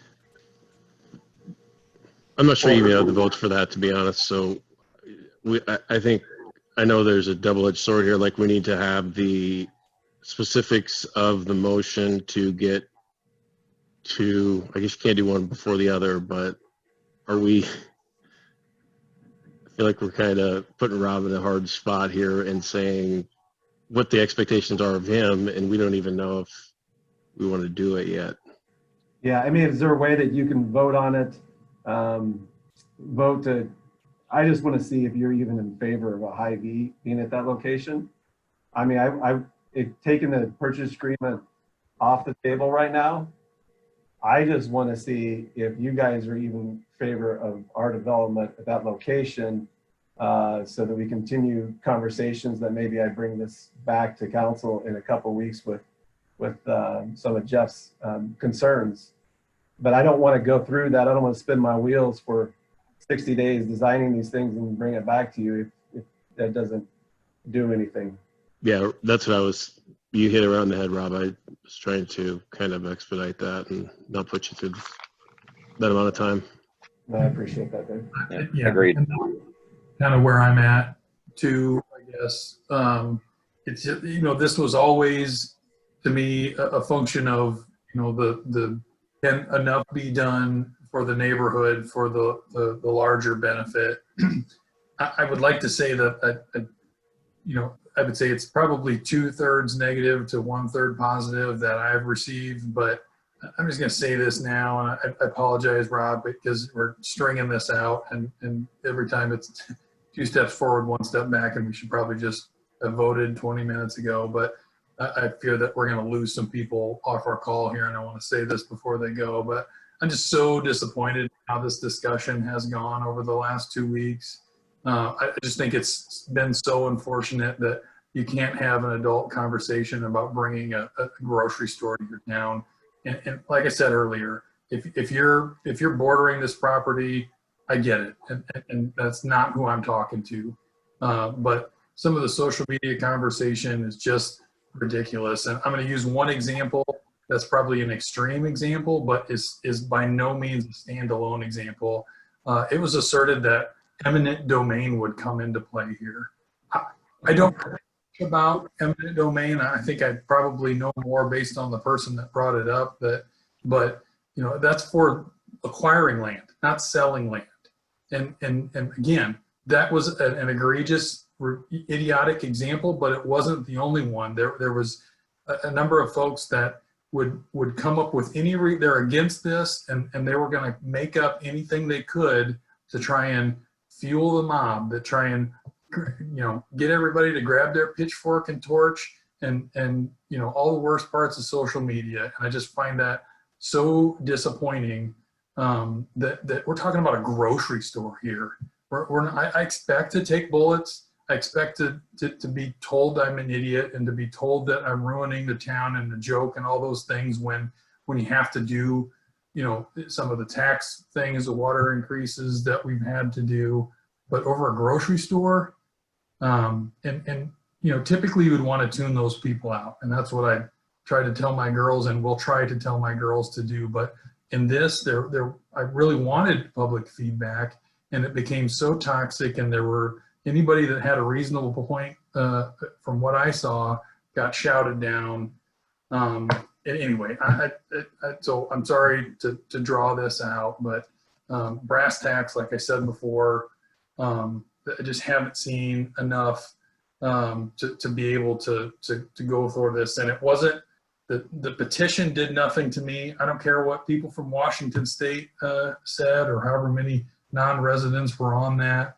I do appreciate the emails and the conversations that I had. There were a lot of good points raised. There was some other, ones that I think Hy-Vee would be a benefit for, but I'm just not comfortable moving ahead with this. And I don't expect you to spend any more time or money, preparing things based on a whim. So I know that puts us in a catch-22, but that's just where I'm at. I just want to speak for a minute too about some of the things. I know, it's obviously there are a lot of thoughts, opinions, emotions on this. There was a lot of information out there. I appreciate those who took the time to write to us directly, submitted formal comments. We did receive a lot of, well-written, constructive feedback, and that is exactly what we want in this situation. But another thing too, as we're trying to keep an open mind, council decided to bring it to the public hearing because I think it would have, it would not have been in our community's best interest to at least hear this out. We've heard people want more parks, more trails. We've heard people don't want their taxes to go up. There are a number of big picture, long-term things that, this Hy-Vee proposal, even though the location maybe wasn't ideal and there has been a nice concept brought forth from the community visioning, that's a concept at this point.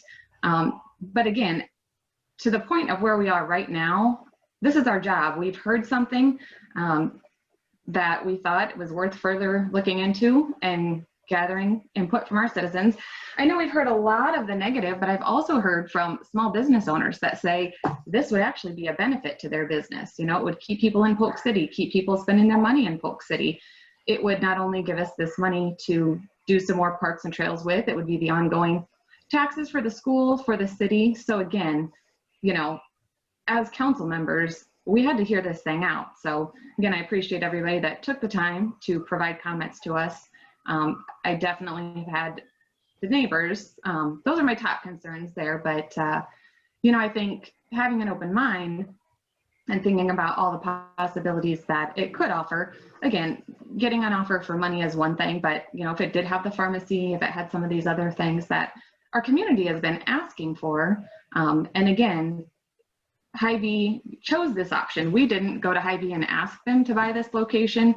I don't know, if we tell Hy-Vee no on this, if they would consider, it sounds like this is the only one they're considering at this point in time. I don't know if there are other options, if this one would be a no, but again, those are some of the things that as council, we've had to think of all the perspectives and all the viewpoints, not only today, but over the last, however many years we've been on council, and I'm the shortest term council member here, but again, to think long-term and hearing collectively from everybody over time. And I want to clarify what I said too. I made a second to this motion. I am not opposed to the sale of this property.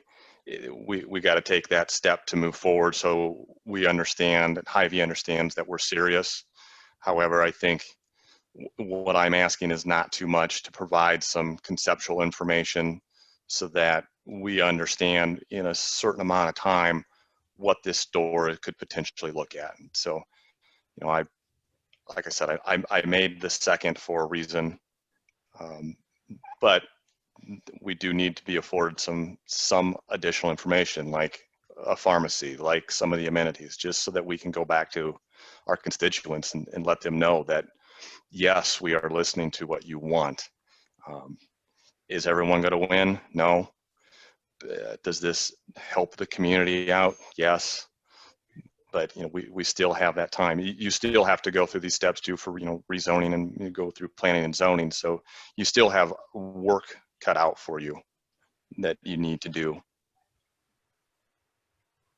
All right, it's my turn, I guess. So I think I know where Ron sits, but I've been on here second longest to Ron, and I came on for one intention, and that's to do what the people want, and to serve them and put myself in their shoes, and not lose focus of that. And I apologize in advance for those that the conspirators out there that were looking forward to spreading all these really bad things that have not been at all validated whatsoever. which is some of the comments were beyond reasonable and downright just nasty. I was very surprised. But I am gonna, you know, you're gonna, hate to let you down, but I'm gonna vote probably no to this. And it's not because I don't feel like Hy-Vee's a great company. It is not the right spot. But I want to say a couple things that the keyboard warriors that are out there that spend the last 2 weeks spreading these things, these rumors, accusations. I'd like to tell you a few of the facts in this. There was some really interesting things out there, and these are quotes.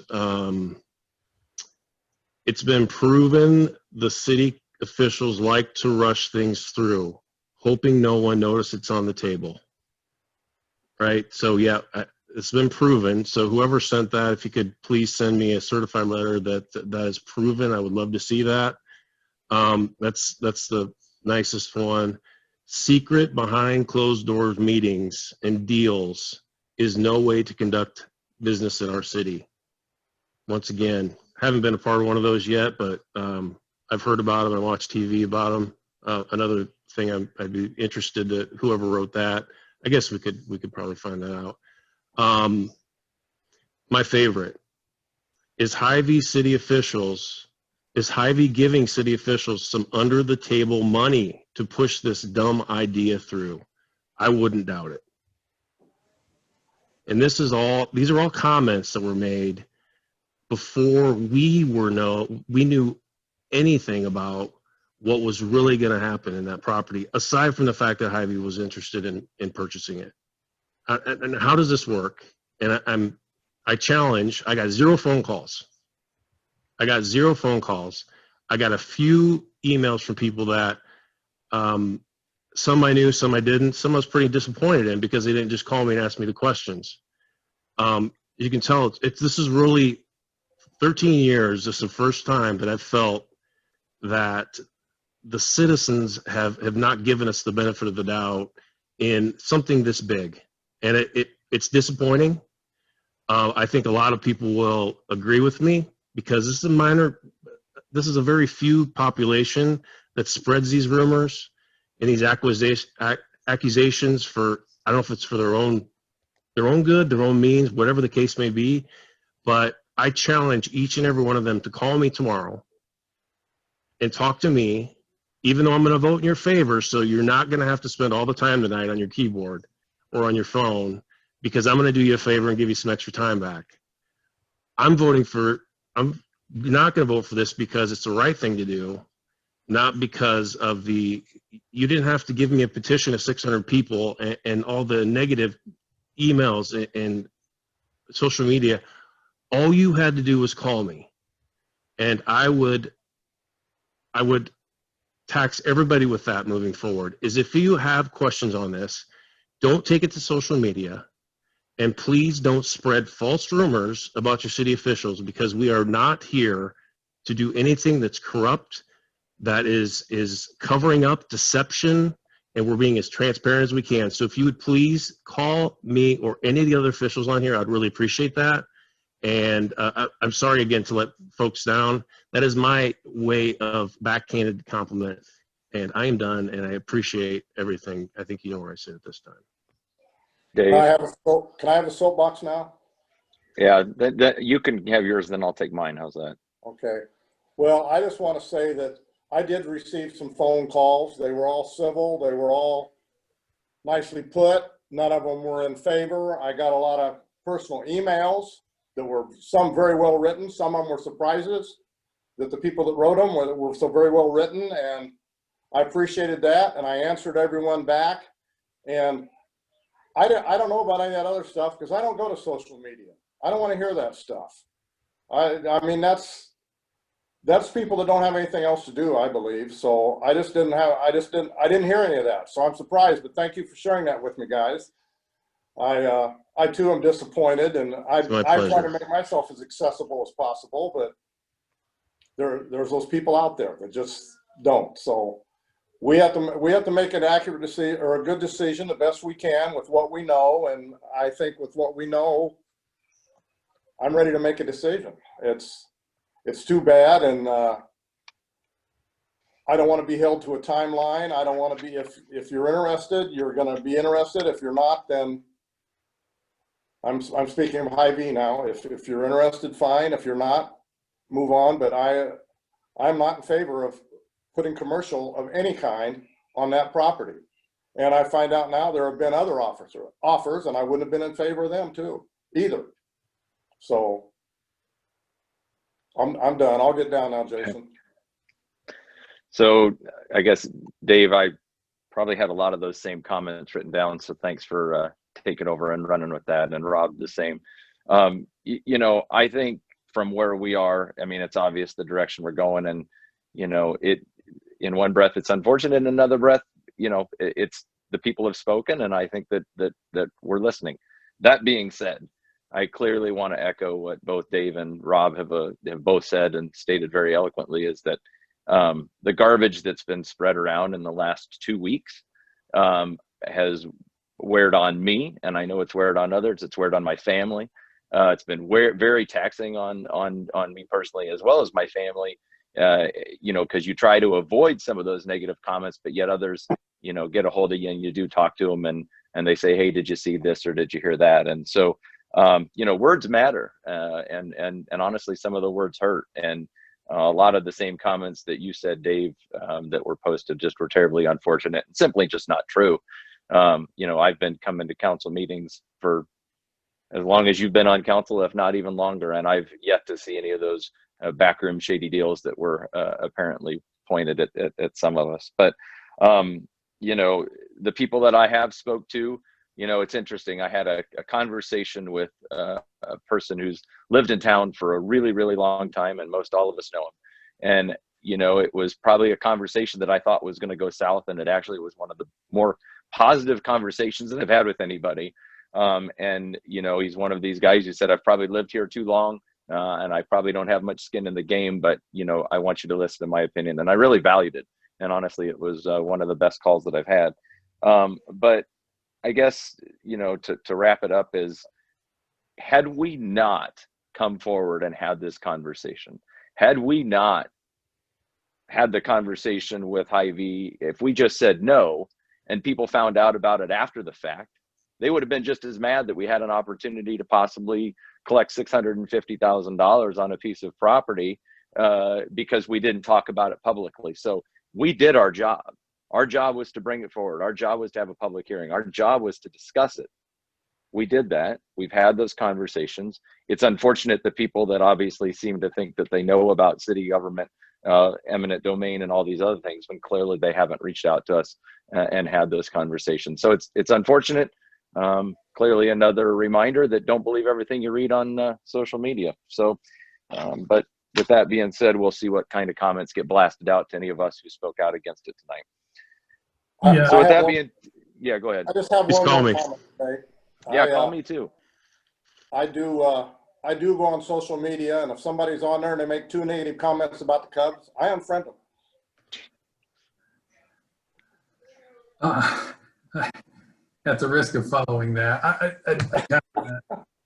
and again, I think Dave's right. Like, I want to hear from people, and that's kind of why I think you're maybe seeing some more frustration here. Is we couldn't have those conversations, but I didn't get. We're borderline torturing Rob now, and so I'm going to try and make this super quick. But I didn't get to the final point that I wanted to make for those people that have reached out that are. You know, super passionate about parks, that are super passionate about green space. We have plenty of opportunities. And what I'm going to suggest here isn't anything about shirking the responsibility of the city that you know, to pay for some of those things. But we've got an Arbor League that is in desperate need of volunteers. They've said that what the Arbor League has done in this town is phenomenal, but it's been on the backs of a couple people who, by their own admission, I'm not saying this independently, but are past their prime. Again, that's how they've described it. So, and careful putting on the Parks Committee, 3 years ago, I went to every civic organization I could, trying to come up with, I thought was going to be a committee to go over and above what Public Works does on some of the parks, namely the square. And I got one person to do some of the flower, bush, shrub beautification things. And she's been doing it for 3 years by herself.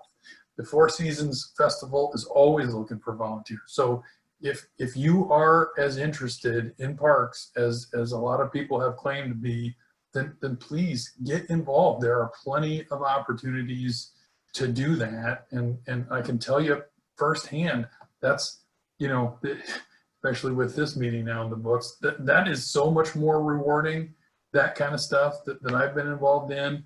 I know people are busy, everybody's busy, but there are opportunities to make this town, I think, what we all want, which is better and getting better. So thanks. Can I say one more thing, please? Go for it. I've had conversations, and I'm not gonna talk about anyone in particular. I'm not gonna talk about emails, Facebook, social media, anything like that. But I have had conversations with people on the Parks Commission. I've had conversations with our Parks and Rec director. I've had conversations with Chelsea, and those are people that have said this is a pretty good opportunity. We haven't heard Jason talk at all tonight about what he would do with this money versus what he might do with that park.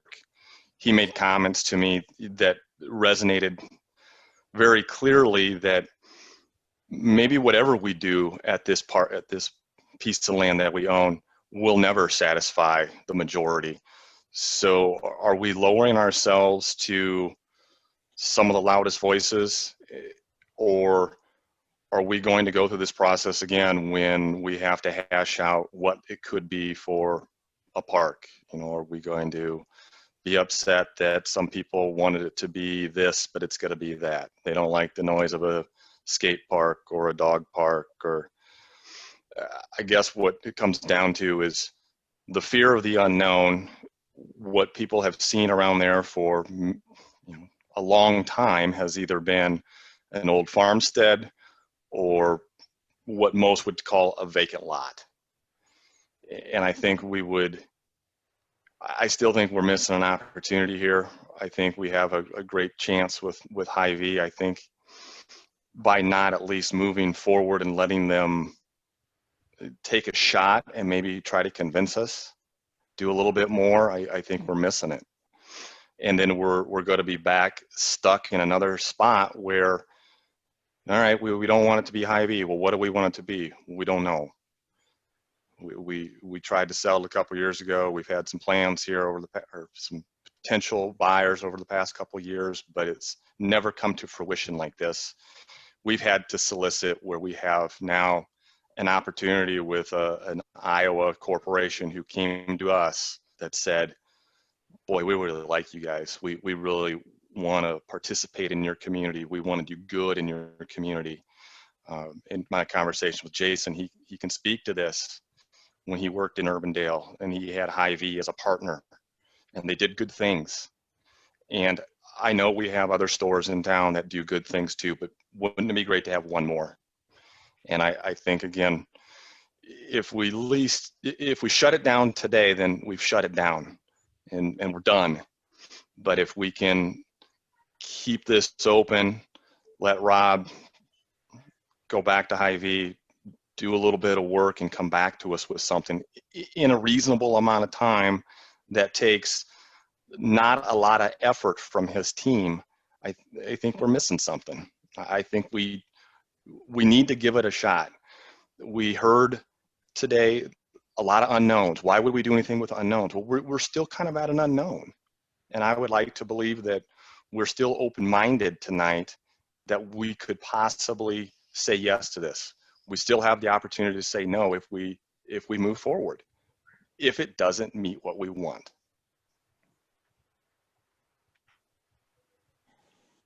Well, I'm going to make one more comment. Another business that was in town came to a council meeting many years ago, and you either let me do this or you give me this or I'm leaving town. And what I said to him was, At the time, I said, Polk City's been here for 175 years, and it's gonna be here a lot longer after I'm gone and after you're gone. And if you don't wanna be here, thank you for your time you've spent. There will be other opportunities. Chelsea?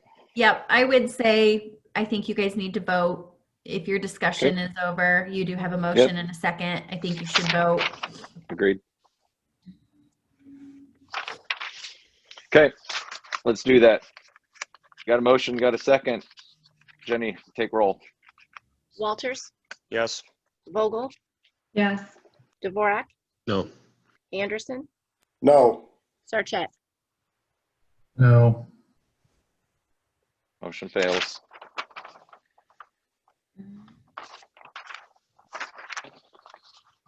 Rob, thanks for taking the time and sitting through all this tonight. I do truly appreciate it.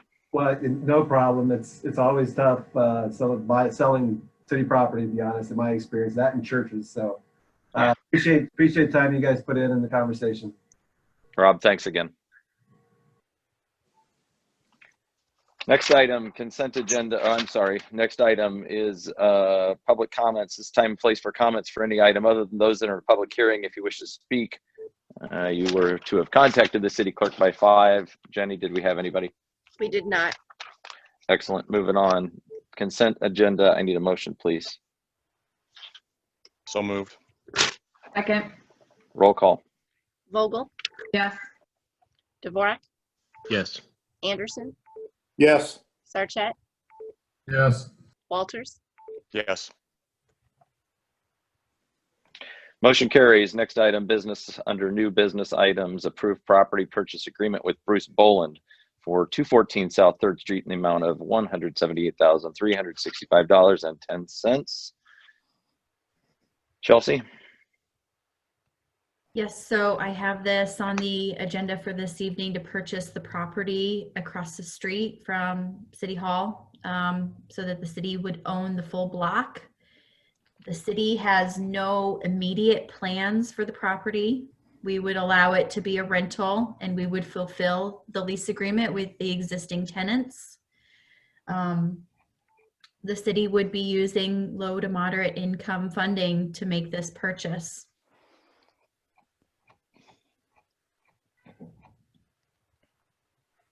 That's all I have.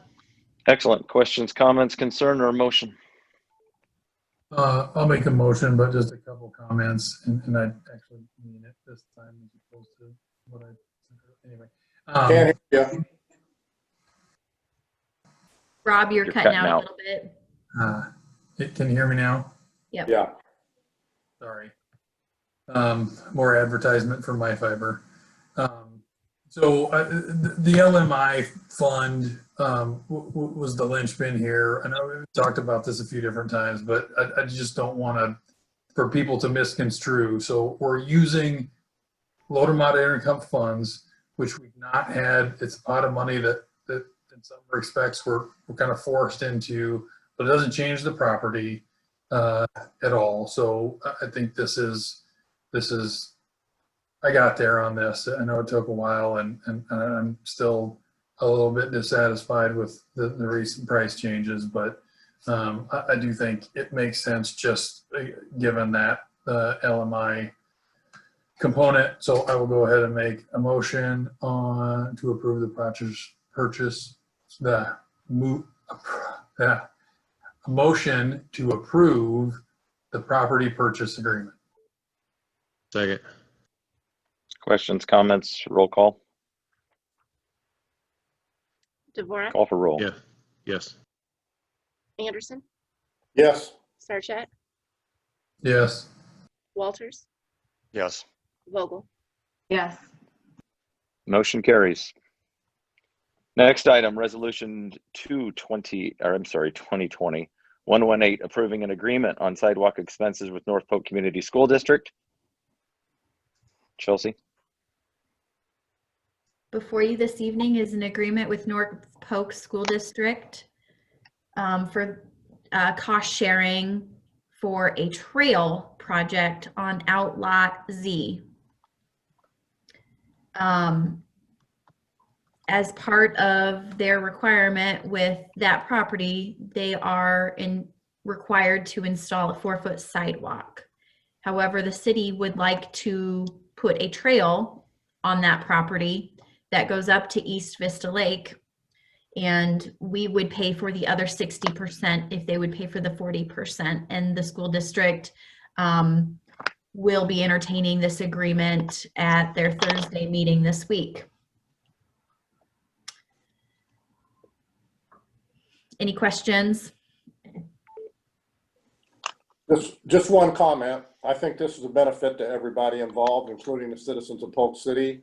It will make it safer for kids to get to and from that school and from whatever else we come to have out there on that property. We know what we're hoping for, and I think this was a huge benefit.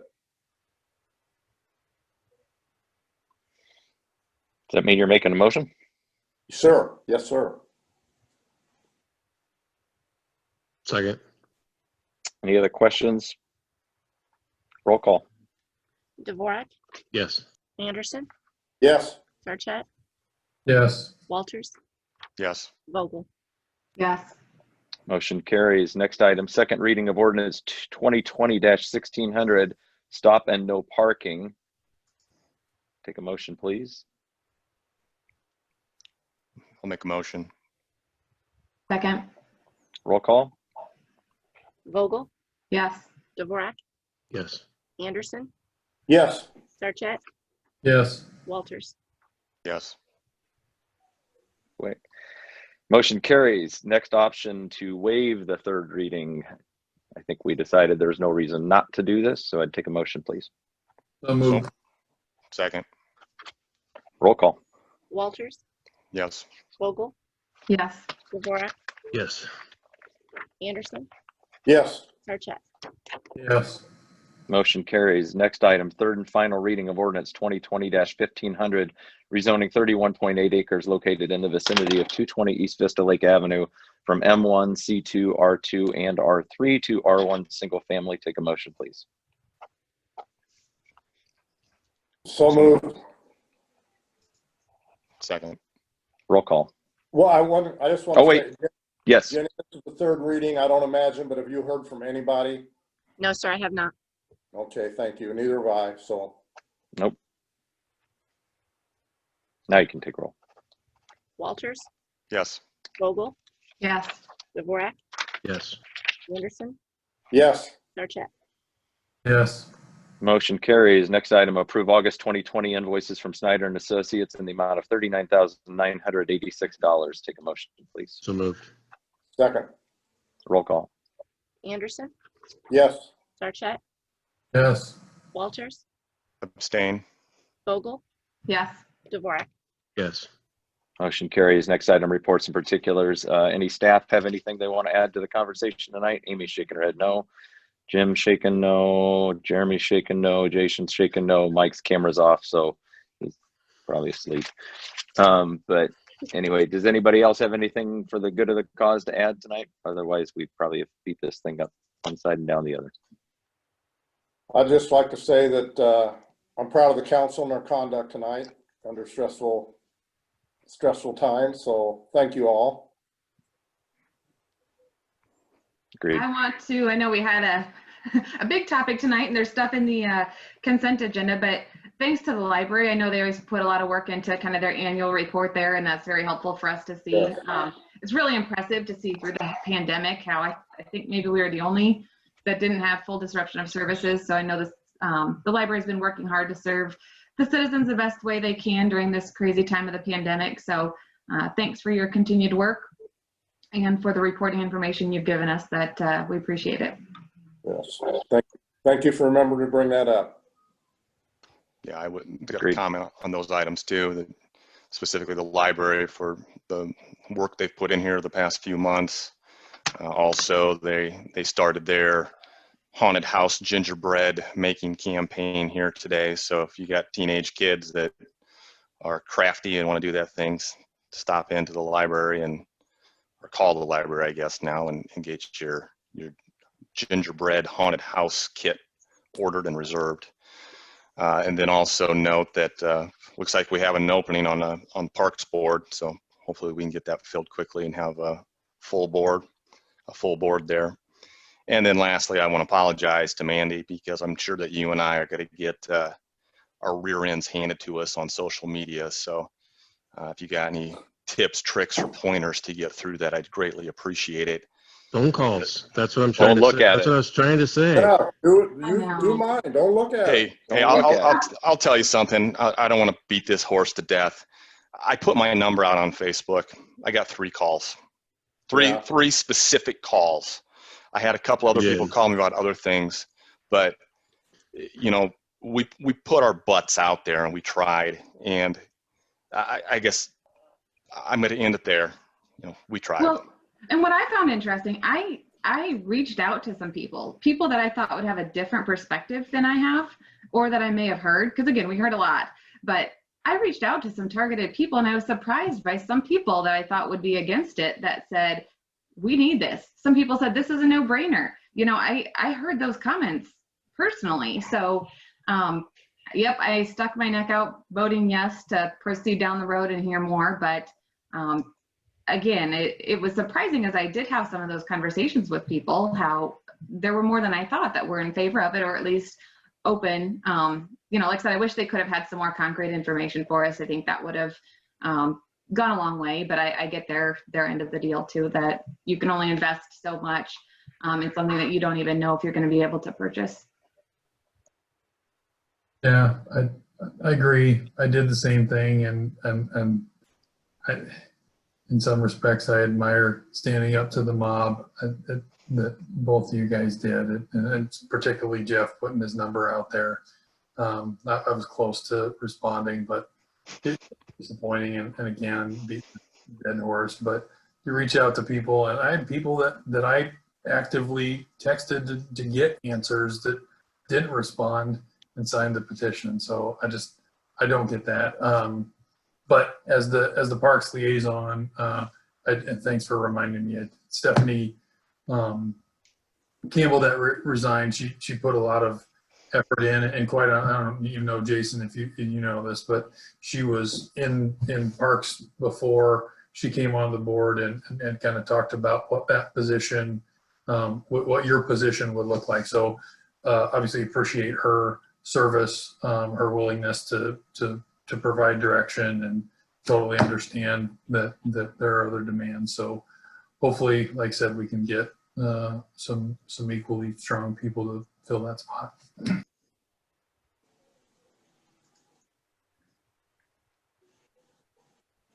Anybody else?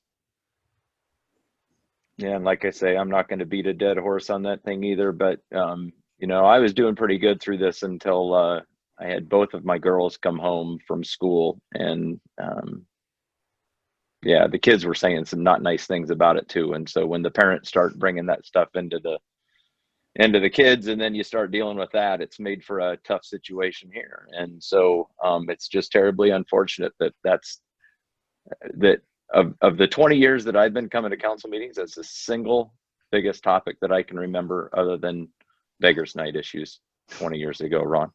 But I mean, for real, it's like I've not seen it. I've not seen it blow up like that. And I hope when there's, you know, truly a matter that's important to them, that they do participate, because it seems like for an issue like this, that had we not done it this way, we would have been chastised for it as well. So anyway, I do appreciate everybody's comments on it. I do appreciate the fact that we were able to keep this meeting on the rails and not go south. I was worried about that in this particular environment. So thanks to Jenny and Chelsea and everybody, and Amy for your comments.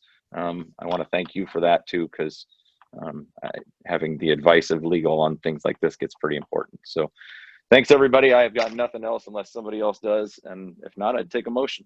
Make a Motion to adjourn. Second. All in favor? Aye. There you go. Good night, everybody. Thanks, folks.